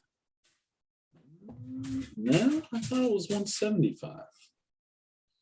Let me see if I can find a picture of the flyer or something. I don't remember. They didn't even have. All I know is, listen, Logan. All I know is if we are in the same bracket, I refuse to, you know, how they say, you know, blow your load on your teammate or anything like that. I am laying down 100% and hopefully meeting you in the final. then we can battle it out, and hopefully I can get tricky on you, maybe, possibly, but I doubt it. Well, you never know. Crazy Maybe things we'll happen find out all the Michigan time. State, or at West Virginia States. Yeah, that realistically, West Virginia States will probably be my next. See if I can go down there and. You didn't have any interest in going up to Michigan? No, it's just too soon, and I just won't have. J-Rob, you're going to be there, right? Oh no, J-Rob, you're not going either, are you? No, I don't think so. Not this year. That's a bummer. Well, it was on my mind for a while, but like I said, after I came back from nationals, my thumb was jacked up, so I didn't do J-Rob? anything for a few weeks. Michigan's one of those tournaments you got to be firing on all cylinders, dude, to even think about it. What Well, at weight least class for are you going me, to be it's competing at? Just in general. probably 220, maybe That's what I 230. thought. Yeah. Yeah, I weighed in the nationals at 226. I'm gonna be training a lot with you, J-Rob, because you're gonna be in my class, dude. So, Billy, who's big guns arm wrestling? Lancaster. Oh, okay. That's Eric Morrison and all those guys down there. Oh, okay. Oh yeah. Eric's the guy who murders me every time I pull. If I had to grip up with Logan, Big Guns Arm Wrestling, I would be like this, like totally pronated, and be like, "Hey, he's carving, he's carving." That's the only hope, and I still don't think I have much percentage wise in that either. That's the thing, is I don't fight in a setup a whole lot. Yeah, well, you don't say you don't. I know what you do in setup. I mean, I might have a little bit of kink in my wrist to start, but once the ref taps You it have out, to. So I mean, like, yeah, like I'm not gonna start with my wrist negatively back. No, like if I can start a little bit curved in, you're damn right I'm going to. Yeah, you're dang right. You should. Like I'm not gonna let the other Tracy. guy What get did I the tell jump. you? Yeah, I know, dude. It's What did I tell you? You take what you can get, and then exactly. It's just like you're it's forced out. It's real intimidating as like an amateur, though. You know what I mean? Like I want to be more vocal when I'm in the setup, and I want to take more, but it's like a learning experience for me. You know what I mean? Like I need to know what I can get and everything. Like the ref, if you have a good ref, the ref will tell you wrist, and then you just give just a little up, and then just a little bit more if they say it again, and then that's it. You don't move from that spot. As soon as they stop saying wrist, you stop moving your wrist. But I would suggest Tracy to practice that way. With the straight wrist, or just ever so barely bent. You know what I mean? Obviously, never start practicing or anything like that with your wrist totally cupped like this or totally back like that. Never. Always start it nice and straight, if not just ever so slightly in. Yes, but preferably straight. So that way, especially when training wrist curls and stuff, don't do wrist curls from clear back here, bringing it clear over here. Well, you want to start from a straight wrist and do wrist curls like this, because realistically, you never want your hand to get busted back. So why would you train like that? Yeah, you always want to train positive. Yeah, unless your hand gets busted back. Yeah, all the time. And then you got to work on coming back. He's just going from the negative to straight. He's like, oh, dang it. Why is this the only position that I can get to? No, a lot of the time, like that I've been working on here recently on the table is like, I'll just try to cup in as hard as I can, and I'll have someone try to like peel my cup out. You know what I mean? I feel like it works pretty good for me sometimes. Just trying to learn and experiment with things. Yeah, 100%. This is what you need to be doing. All right, dudes, I got to roll. Thanks later, J-Rob. All right, J-Rob, take care. Nice seeing you, buddy. Yeah, it's already 11 o'clock. Shoot, we're gonna have to wrap this up. Just want to say quick, the event was awesome, Billy. Like, Yeah, it looked you were really able to good. make it, didn't you? Did I get Yeah. a chance to see you? Yeah, we said hi briefly. You were pretty busy, man. You were running Oh, around my a lot. goodness. But that honestly, man, I want to comment. The stream, the best stream I've seen, honestly, like the best quality and how it looked. It looked kind of like ESPN style, how like you guys had the camera panned in on you in the corner, and like that all looked great and everything. The only thing, man, was like the lighting was like I couldn't really see like hands at all when I was watching the live stream. But other than that, it was amazing, dude. Yeah. Really Yeah. good venue. Fucking lots of athletes, man. It was a really good time, dude. Yeah, I appreciate the kind words. Yeah, The dude. lighting, I think, is definitely one thing that most people have said, that the contrasting of the lighting. And I Yeah. picked the lighting. I said, I mean, okay, we did looked red good. and blue last time, and it looked good. And I was like, okay, let's try red and purple this time, because the red came on easy on that set of lights. Okay. It went to red fairly easy. He didn't have to fiddle with his lights at all. So I was like, well, I'll just keep the red there. And I hadn't, talked to any photographers about any red light or videographers. It looked great, about honestly, though. And whoever you had do the live stream, man, they did a tremendous job. John Scott, eNetLive.tv. Make sure he did. like and subscribe on YouTube, Facebook. I will, because all that that looked stuff. it looked very professional, man. It was a good run live stream and a good run promotion. eNetLive.tv. Let me go through my list one more time for everyone that's still watching. I think we still got quite a few people watching. And good match, by the way, Billy. Oh yeah, thanks, man. Appreciate it. Looked strong up there, man. That's the goal, right? Oh yeah. That's the goal. I seen you're already preparing. Seen a couple videos on YouTube of you practicing. Yeah, I do that every week. We get table time every week, and then Justice will come over every week, and we'll get workout in and probably another recovery session in. And that's a strong young man, by the way. Yeah, I'm proud of that. Unbelievably strong. I'm very proud of him. What happened? How did this Anatol thing come about, man? Oh, I just want to pull him. Dude, I can't wait. I haven't dude. either. I need to pull him. It's going to be a good 76s. match. I need to see his left is really good. From what I hear, his left is like way better than his right. I've never pulled him personally, but I've watched just like how much pronation the guy has, like with top roll, and it looks nasty, man. He's a strong puller for sure. Right. Yeah, I that's what I've said. I'm just impressed with him, and I want to pull him. It'll be a good match. Hopefully, I can make it a good match and an entertaining match, for sure. Let me see. I'm just trying to find my list here again of the. Yeah, here we go. Okay. Do you guys have anything else that you want to discuss before we get off the live stream? Anything? Were you happy with your turnout? Is it everything you expected it to be? Was there anything that you wish you would have done different? Looking back on it now, Yeah, in hindsight, yeah, obviously, like I think it would have been beneficial to do the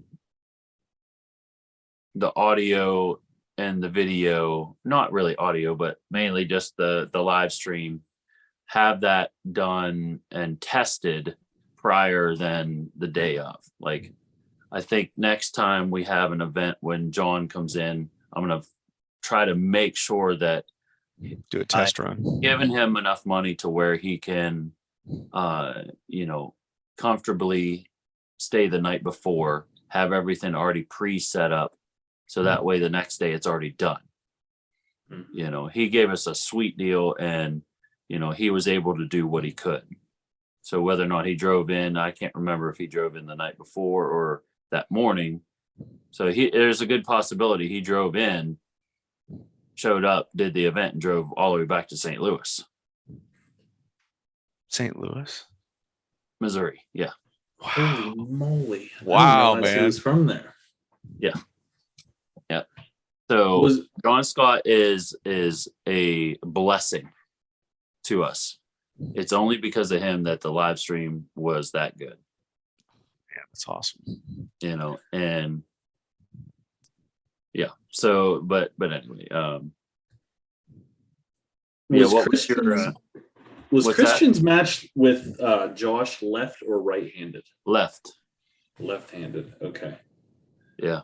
I wasn't sure because I was looking at these rankings and I was thinking about where, because if I get into 76 and I stay there, obviously I'm going to tell them to pull my name from 198 and take me down to 76. And I was just trying to see, based off of where I'm at now, kind of where I sit in the 76 rankings. I'll let you know here in about 2 seconds here. Left? You're just concerned with left right this second? Yeah, just left right this moment. There you go. You stay in the left category and then I'll take the right category. How about that? Oh, I'm pulling both. Oh, bull. Okay.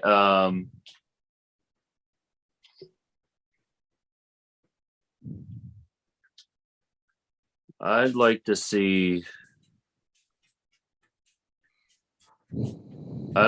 you and Anatole first. That would be cool. I think that's personally, just I know how strong you are, but I obviously don't know how strong Anatole is, but I do know how strong. Well, I don't know. Jack Jacobson, he waxed me left. So, my left sucks though, but it's hard to tell. I think it's definitely going to just be, hey, you're going to have to show up to a tournament and find out where you're at. I'm just kind of thinking of it based off of me and Christian, because me and Christian are quite close left. Yeah, but Christian I think and Josh wasn't close though. I know. So that tells us it's a styles make matches thing and whatnot. And what's up, Greg? What's up, man? You just got the Zoom link in the chat. That's badass. Yeah. Stop in, man. Thanks for stopping in. East Ohio Arm Wrestling. Hey, man, it's good to finally meet you. I saw you do that podcast with my boy Freddie Sanchez. Yeah, I love Freddie. He's such a good kid. He's on the come up. Love the channel, bro. I watch all your stuff. Yeah, appreciate it. Did you get a chance to see the live stream from our last event? The Garage Wars? Yeah. I didn't, but I have it saved on my watch list. I just cool. I just kind of trinkle. I'm late to everything. Yeah, it's all right. Take a look at it and send me a message. Tell me what you thought was good about it and something that we can improve on. Definitely, man. So what's going on tonight? Oh man, we've been on since 8 o'clock, Dave, right? Oh, East Coast time. So what, 2-3 hours? So we're 3 hours in right now. Yeah. How's dedication. By the way, the dedication. Hey, okay. What part of Ohio do you live in? Way east. So if you look at Pittsburgh, Pennsylvania on the map. Let me see. Okay. My brother and sister, they live out there. Oh, nice. If you look at Pittsburgh, Pennsylvania on the map, East Liverpool, Ohio is directly west of Pittsburgh, Pennsylvania, right on the eastern border of Ohio on the western side of Pennsylvania, right at the tip of West Virginia. How far of a drive is it from from Akron. Akron, Akron, yeah. hour and a half. Not very Oh far. man, that looks like a small little drive. Yeah, that's where my brother and sister live right there. Next my time brother, you're there, you let me know. I will specifically drive out if I have the availability. I'll drive out and we will have some table time. what time you got? What days do you guys practice? Mine's usually on Thursdays. Logan sometimes his is on Sundays, right? Yeah. Or Saturday, Sunday, Saturday. just kind of depends on what I got going on. Tracy's in Cleveland. They do Sundays at 3. Yeah, I'm not like Dave I'm Shell not does in the entire Cleveland, East Coast. but we travel to Cleveland every Sunday. That's right. You're in Tiffin, aren't you? Tiffin, yeah. I'm Yeah, more you do west. Tuesday. That's right. Yeah, we did Tuesdays at first. Now we do Thursday table time at Zach's house You guys have a big team out there in where you live at? in Tiffin. Billy? Billy's Yeah. got a big team. I mean, our group is usually like it ranges, on availability, per week. But I would say every bit of, maybe 6 to 12 average. 16 on a good week when everybody's available to show up. Oh wow, that's pretty good. And then like Tracy, his group in Tiffin is probably maybe like 5 to 10, something like that, Tracy. Yeah, I think the biggest that Zach had at his house was probably 10 people, honestly. Yeah. And then usually once we all Cleveland's the kind of big one. gather up in Cleveland, Yeah, Cleveland's the big one. and then we got like 30 guys out of practice, Oh, nice. Now it gets good. How many tables for 30 guys? Like 5 or 6 tables? At least we had 6 lined up, right? The one Yeah. time. Yeah. And the David practice Shell, what's going yeah. on, man? Nice to meet you. I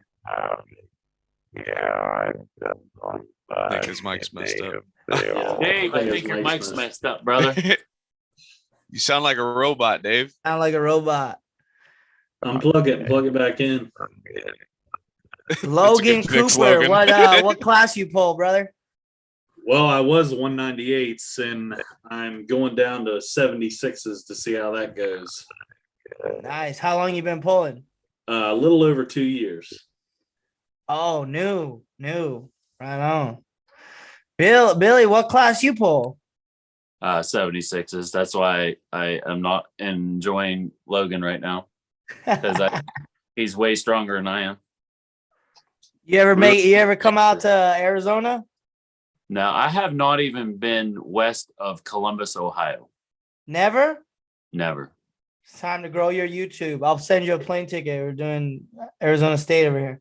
Let's do it. As long as the wife can come with me, I'll try. That'd be great. I mean, I do want to do the traveling. The kids are in school, that kind of stuff. I got teenagers and a boy that's 10. So, they're still somewhat young as of the moment. There'll be time, in the future when her and I have an opportunity to travel. And that's the goal, is to get a van. It's my goal, at least. Let's just say that. My goal, at least, to take a van and just go. Hey, I'm right up that alley. I'm looking at Sprinter vans right now. Yeah, exactly. To haul around the guys. Let's go here. Let's go there.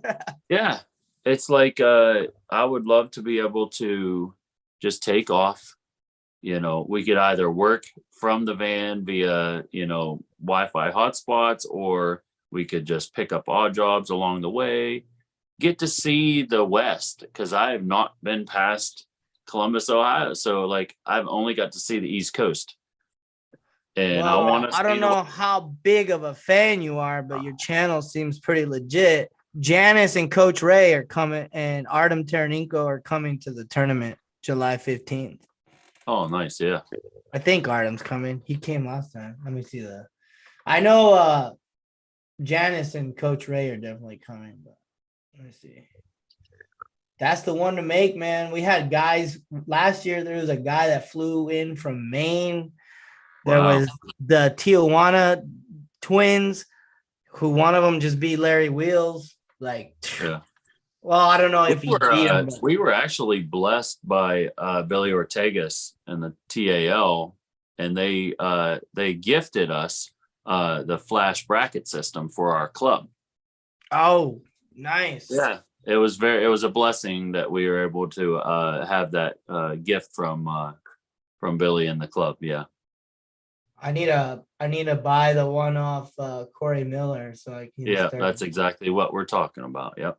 Yeah, I need to buy it. I gotta pay for it. Hold on, let me see this. Billy, I think once a year, I want to try to, like how last year me, Paul, and them went out to Mississippi State. I think once a year, I want to try to get out and get to a tournament out that way. Oh, dude, it was just a weekend. We flew out on a Friday, came back Sunday, and dude, I had so much fun. Like it was just a blast to go out and see just a different part of the world or different part of the country that I've never been to. Yeah.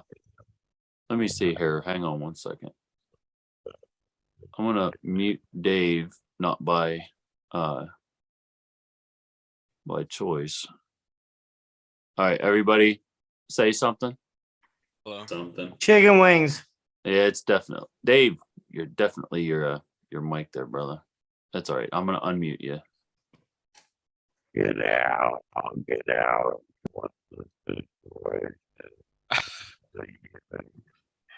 All right, there we go. How often do you do these live streams? Oh shoot. Oh man. We just had this Garage Wars. And we have been hitting it hard for what, Tracy, the last 3-4 weeks, something like that. Yeah. Hitting it hard, man. Probably 2 a week. And nice. And I usually kind of like to keep it at like one every 10 days. Roughly, like one. How many matches did you have in the Garage Wars? All of them. No, but how many total? Yeah, all of them. Yeah. All the matches that you can think of is the ones that we like 12, I think it 15. ended up being what, 28, Billy? There was 30 28 matches? 30. Holy shit, man. What did that take? Like 9 hours? Dude, it went fast. It actually went really quick. Went very successful. It was 3 o'clock to 7 o'clock. Oh, that's fast. Okay. Was it best of 3 or best of 5? Best of 5. They were all 5s, yeah. They were all 5s. I think there was only I think Mike Ennis and Tyler Irwin was the only one that no, they still pulled 3 rounds because Mike lost 0-3. Okay. They did 2, and I was like, we got time. Go ahead. Oh, yeah. Best of 5. And then they just went back up and did one more round. They were like, all right, well, that's it. Dang. Yeah. And it was great. Was it at your garage or? No, it's at a garage downtown in my city here. A friend of ours and an acquaintance that we met last year and stuff. And he's an owner of a bowling alley. And the garage that is attached to it is where we had Garage Wars. It was a big wide open space. Yeah, it wasn't like your regular 1-car backyard garage. It was like it was a pretty big spot. How many people do you think we had there, Billy? At least 150. Yeah, 150 for sure.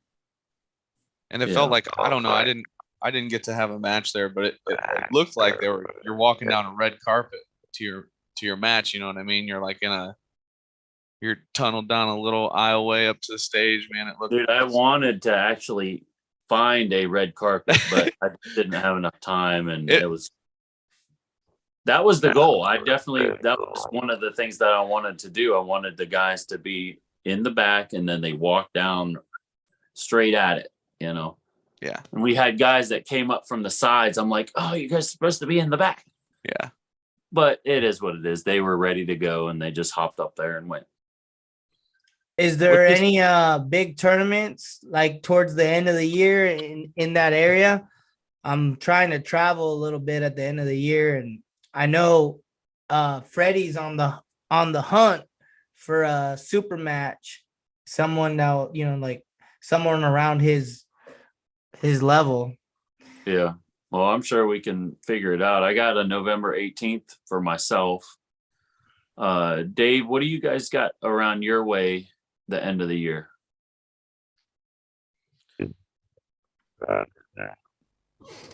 Damn. Still ain't The right. robot, That's the still robot, pretty Dave Shell. What about Gus's, Billy?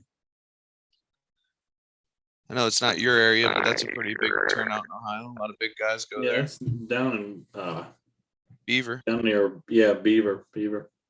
I know Yeah. a lot of big guys show up I'm there. not sure, but I mean, mine's not even that big either. It was only like 120, but I'm planning on having positive 150 entries, hopefully for the next one. That's in November, you said? November, yeah, 18th for mine. You got a link to the flyer or? Yeah, I can send it to you. Yeah, man, I'm on the hunt, and I got a few Mexican athletes who are gonna be coming to visit on just like visitor visas that are all arm wrestlers. Cool. And basically, I'm just gonna try to take them to as many events as possible. That's awesome, dude. Dude, that Yeah, sounds like super it's cool. so much fun. Logan was just saying, doing something like that. He was able to travel to Mississippi last year with a couple other guys. And yeah, it is a lot of fun being able to travel with your buddies, be nice and fresh, ready to go for an event. Yeah. I wasn't really fresh. I kind of felt like shit, but had a good time anyway. Well, did you cut weight for that? Yeah. I didn't. And then you had to fly, which probably sucked to begin with. Yeah, I didn't eat or drink anything on the flight. Didn't eat anything Ugh. that day. Went and weighed in. We went out to eat. Woke up. Waited 6 hours to pull. And then my first match had that tragedy, and that was it. What was the tragedy? Oh boy. Arm break. Yours? Not his. Not mine. Is that from? You think that happened because you cut too much water? I didn't break mine. Oh, was you the other broke guy. somebody's? Yeah, it was not cool, man. The other guy broke his arm trying to hit into Logan's arm. Every Brick wall. time I cut down for a weight class, I just feel like my joints and my tendons are real brittle. And I That's always the get thing. hurt. I always get hurt.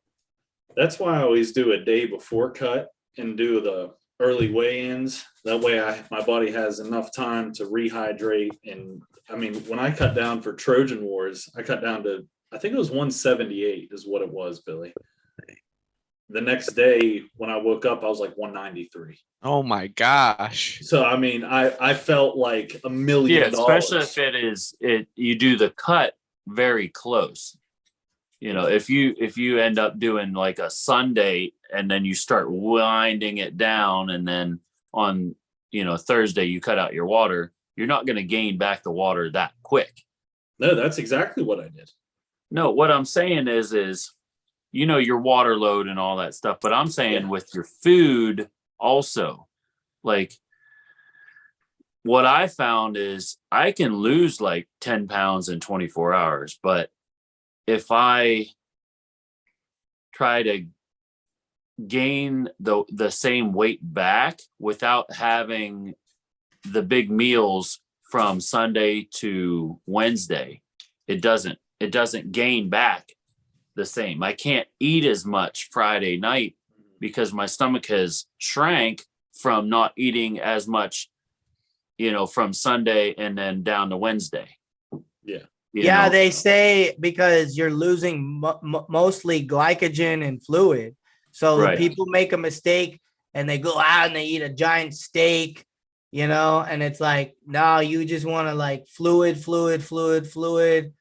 Like this power lifter I know, he went straight to Dairy Queen and loaded up on the ice cream. And, he came in he was so flat when he weighed in, and the next day when I saw him, he was so freaking pumped. I'm like, yo, I'm putting Dairy Queen at the top of my list. I feel like it's so bad to just get such a giant insulin spike of shit.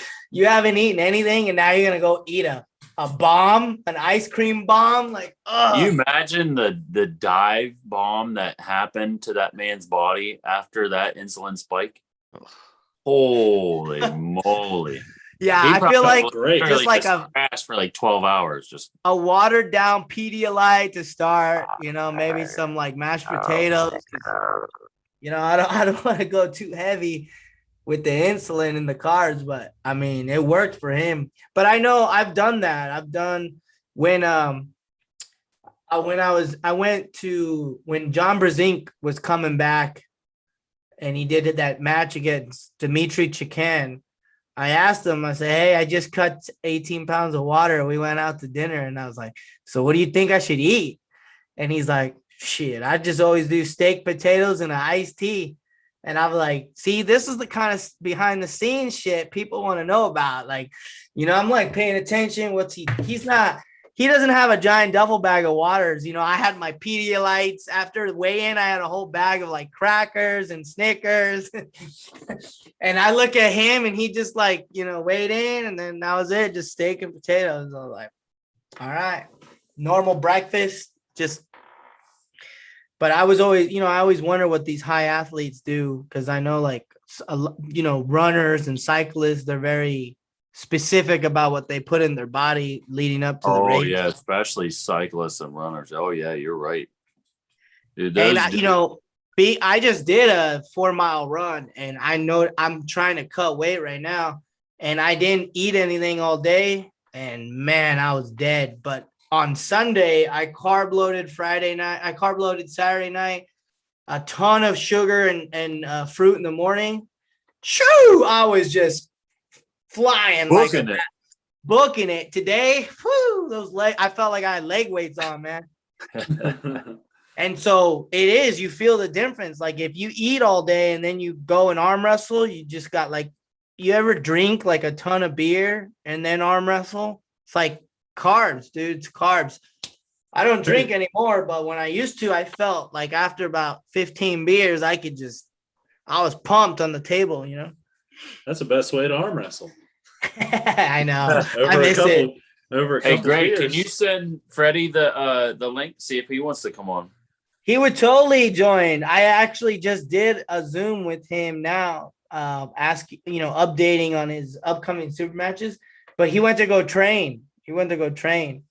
I'm sure he can pop his head in for 2 seconds.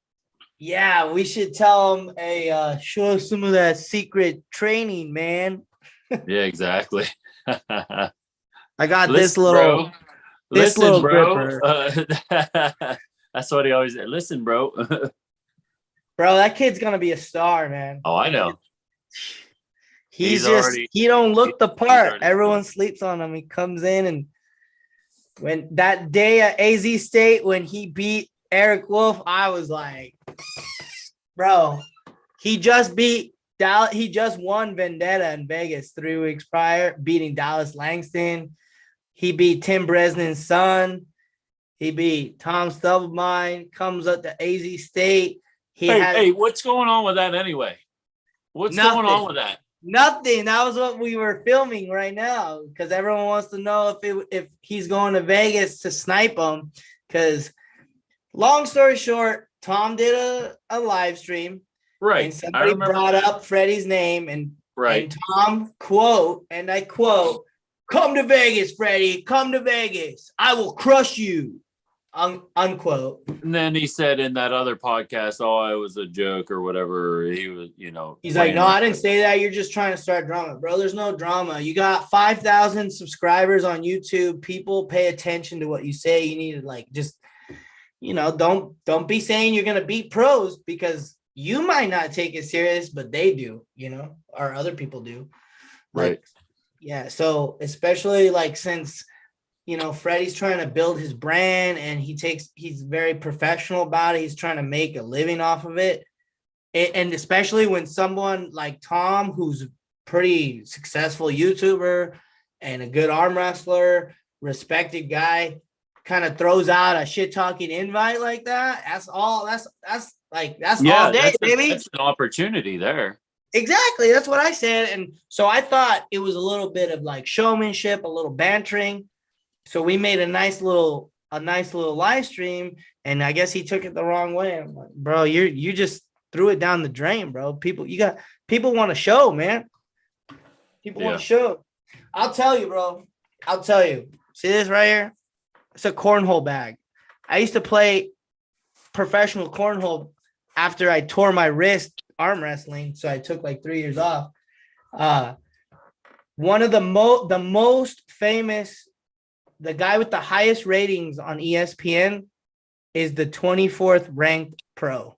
So that means he doesn't even place in the tournaments. What's that one dude's name? Like Daryl or something like that. He's an older fella. I remember seeing him on all the ESPN. Matt Guy? Yeah, is that the guy's name, Matt Guy? And he's a little older, got a son. Yeah, Brent Guy and Matt Guy, yeah. They're so good. Dude, but yeah, these cornhole, you can't fucking talk. You can't, like, when someone else is shooting, it's like golf, right? Yeah. So, but they're all so serious, and there's no action, right? There's no emotional investment. But there's one guy where I don't know if he's just like, drunk or what, but he's fun to watch. Cause be like, come on, baby. I dare you to put it there. Just something like, give me something, right? And the guy makes it interesting, and that's why his ratings on ESPN are off the chart. And I tell people all the time, energy sells. And, we're all trying to grow the sport of arm wrestling. For people who don't get it, like these long ass setups are just like, I try to show my parents, and they're like, so are these guys going to get to it or what? Yeah. But it's like, just, bro, it's so worth it, man. Because they don't see what's going on. They don't see the little intricate hand movements and whatnot that we can see. Yeah, so I tell my dad, because me and all my brothers, that's how I got into it with my brothers. So I tell my dad, watch, grab my wrist, and then I'll start to cheat. And he's like, well, hold on, you can't turn it like that. I'm like, well, you see? I was like, you're not going to let me do my thing, right? He's like, hell no. I'm like, that's what they're doing, but at a very high level. They're trying to start it off straight, and, nobody wants to give up nothing. You know what I mean? It's like when I used to arm wrestle my sister. Like, I can't have my sister whoop me. I gotta get all the bite I can get. I think I grew wrong as a kid, man. Like, that's why I got into it, because I was like, I can't be losing to my brothers, to my uncles, to my sisters. I gotta go. You're 54 or 76, Greg? What's that?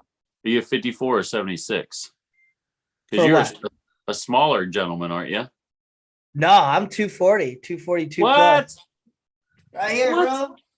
No, you're not. What? Yo. 232. I think my highest rank.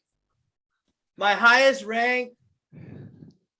see. You don't look like your facial structure or nothing doesn't look like you were that large of a person. Like, you don't look man, like me, I'm Greg. 6'1", I was 247 when I went down to Mexico. Let me see. Yeah, like my highest Eric's ranking is the 242 plus open left. Okay, I got you. But I've been getting destroyed in that class. I remember going to Missouri State, and I cut 18 pounds to make 232. And I did 7 classes that day, and I think I finished second place open.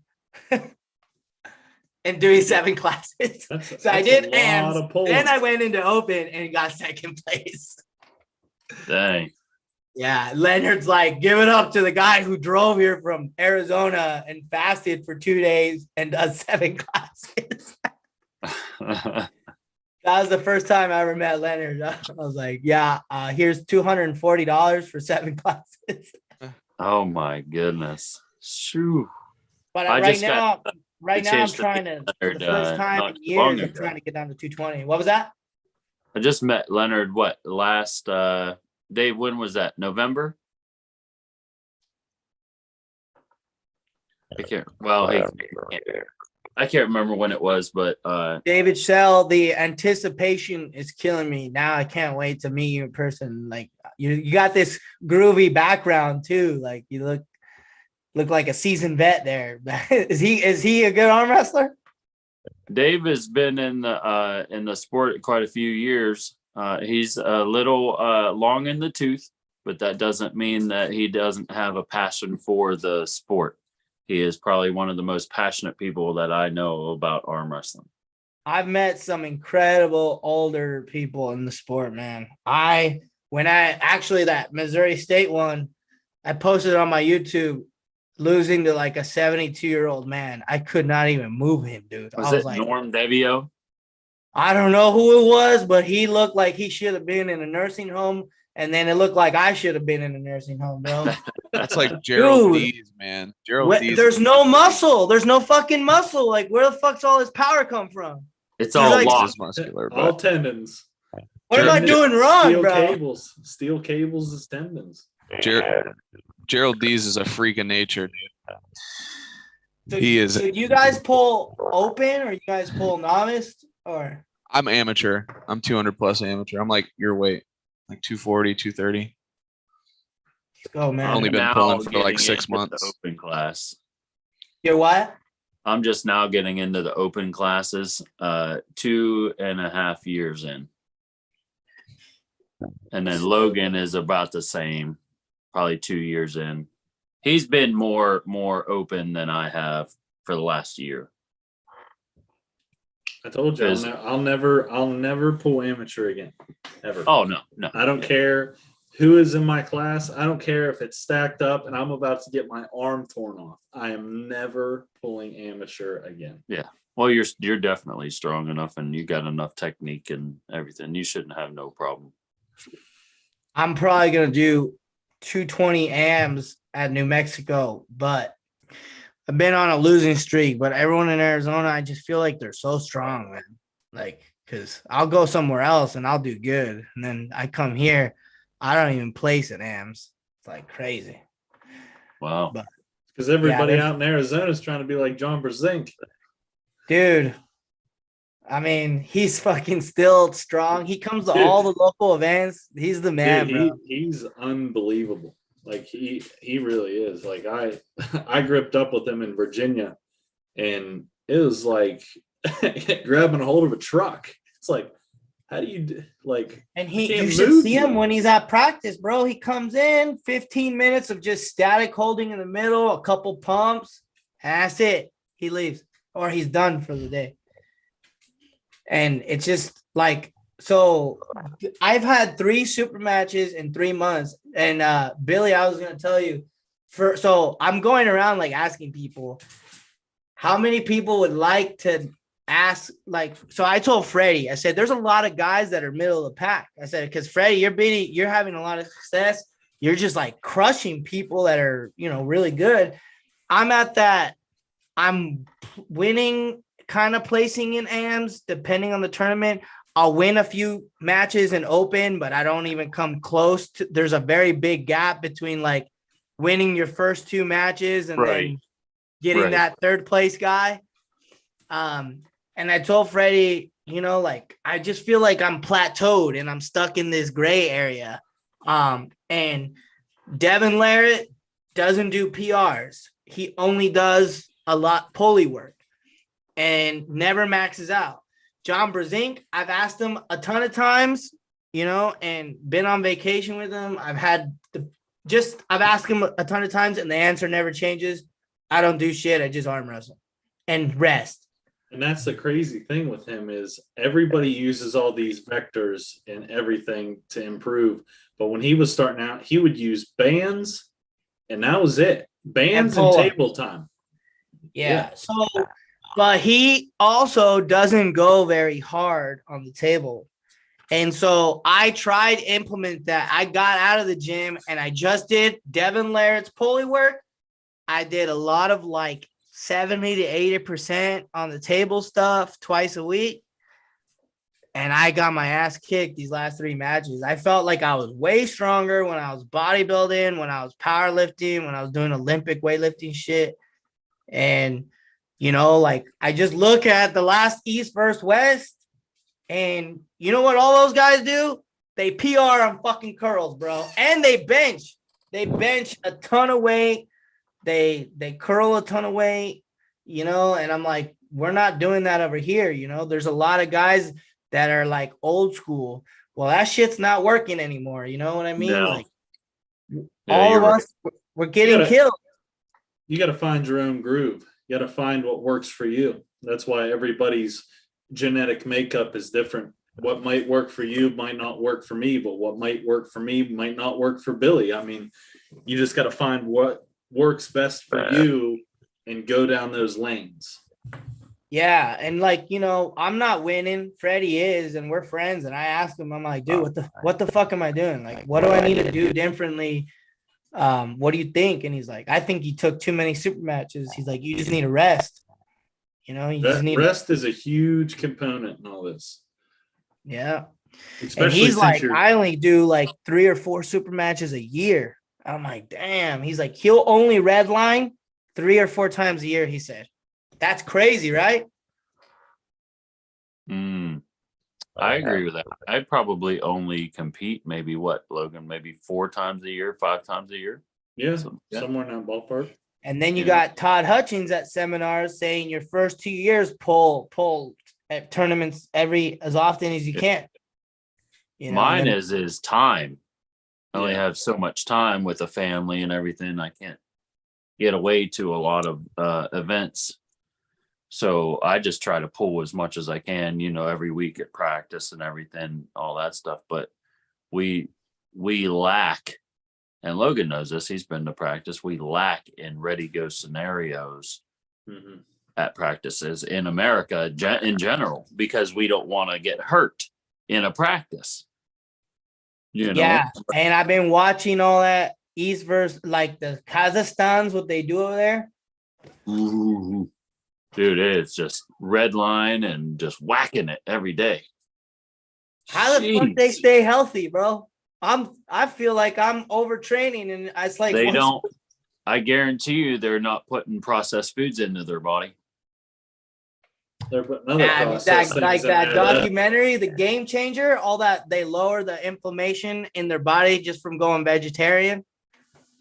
Stuff like that. They're putting high quality foods into their body. They're not, taking, a bunch of drugs that have, whatever hormonal side effects on your body and all this other bull crap, it's all about money in this country, dude. Yeah, and I feel, that's a good point. I feel like we're at this pendulum in time right now. We've just got our asses whooped enough times now, and arm wrestling is getting big enough now to where America's like, you know what, we might actually start giving more fucks. Because you look at, Kazakhstan, Russia, Georgia, what's the sport? It's arm wrestling. If you grow up in Colombia or Mexico, you're probably going to be really good at soccer. Here, right. What are the most funded sports for high schools and college? It's basketball, football, and baseball, right?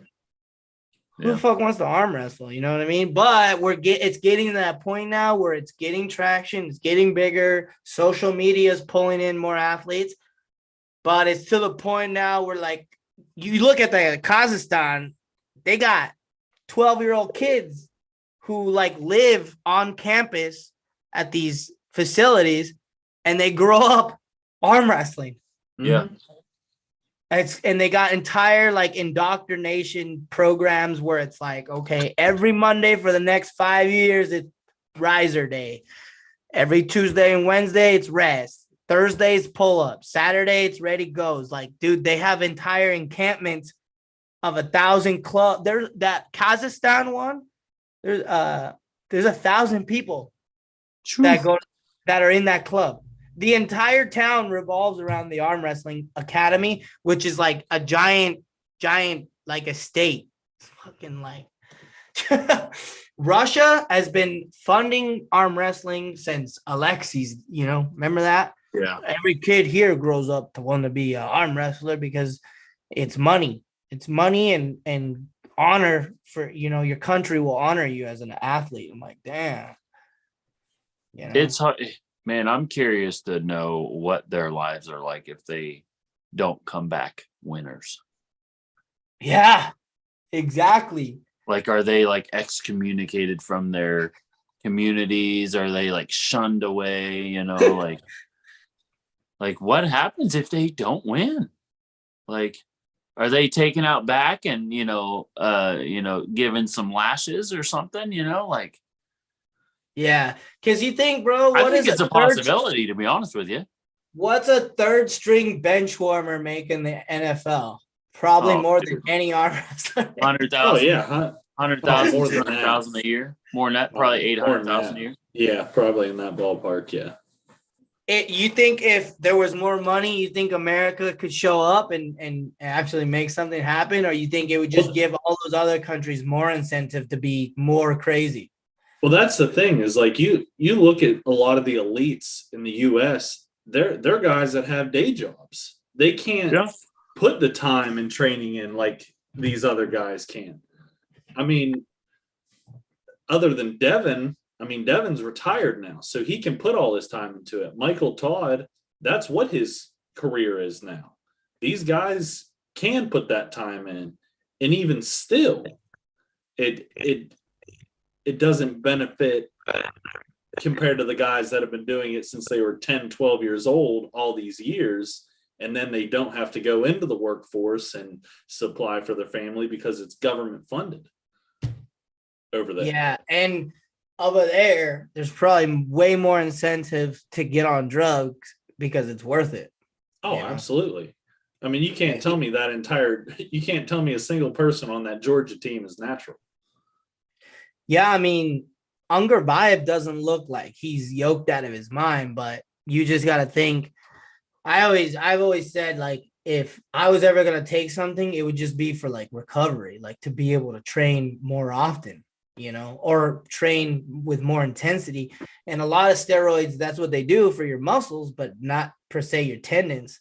And I feel like that's why probably like growth hormone is probably like the bigger one, but I see like the way like these guys train. I'm like, dude, like how are they not tearing their shit off with 100-kilo reps?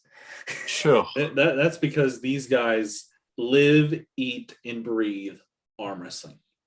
It is. What do you think? What do you think has to happen in America for us to get somebody like that crazy serious? Somebody else. I don't know. Somebody else has to be the financial backer for it. But they also have to be like one guy, like some rich uncle or something like that, pays for his wannabe national champion arm wrestler nephew, 5 years salary up front, and all he does is eat, breathe, and sleep. But even with that, he's got to have the genetic makeup and the structure, right, to even be able to do that. But you got to think. Look at those photos of Levon from 10, 15 years ago. Did it look like he had the genetic makeup? Kind of, yeah. Now. Well, not necessarily, not compared to what he has now, but I mean, look at Botcha. Look at him. That guy just steamrolled Adam Orzinski. How often? When's the last time we saw that? Yeah. No, you don't just steamroll Adam Orzinski like that, guys. I mean, those guys are over there putting in countless hours of work and just committing everything to be the best, and they're succeeding. Gennady, Levon, Bacho, Irakli. I mean, Irakli lost against Ongarbayev, but still, I mean, he lost to arguably the number one pound for pound guy on the planet. Yeah. Hey, Billy, I'm going to head out, man. Send me that link for November. I'm really interested in that. I'm trying to get out there, especially since my brother and sister live out there. Dude, I'd love to have you out this way, bud. Yeah. Billy, I'm going to hop off too, brother. I love it. there. Gentlemen, I love you Hey, guys. man. You Thanks guys for letting have- me come on, man. Yeah, no problem. It is nice meeting you, Greg. Appreciate you coming on, man. Just stop in anytime you see it. Don't think that you're not welcome. You're 100% welcome every time, all the time, brother. Hey, man. Appreciate that a lot, man. Hey, Yeah. keep doing what you're doing. I love the channel, and arm wrestling needs all of us. Needs you. Do your I thing, bro. appreciate it. Yep. Thanks, man. You guys have a wonderful night, and God bless all of you. David, Logan, pleasure, man.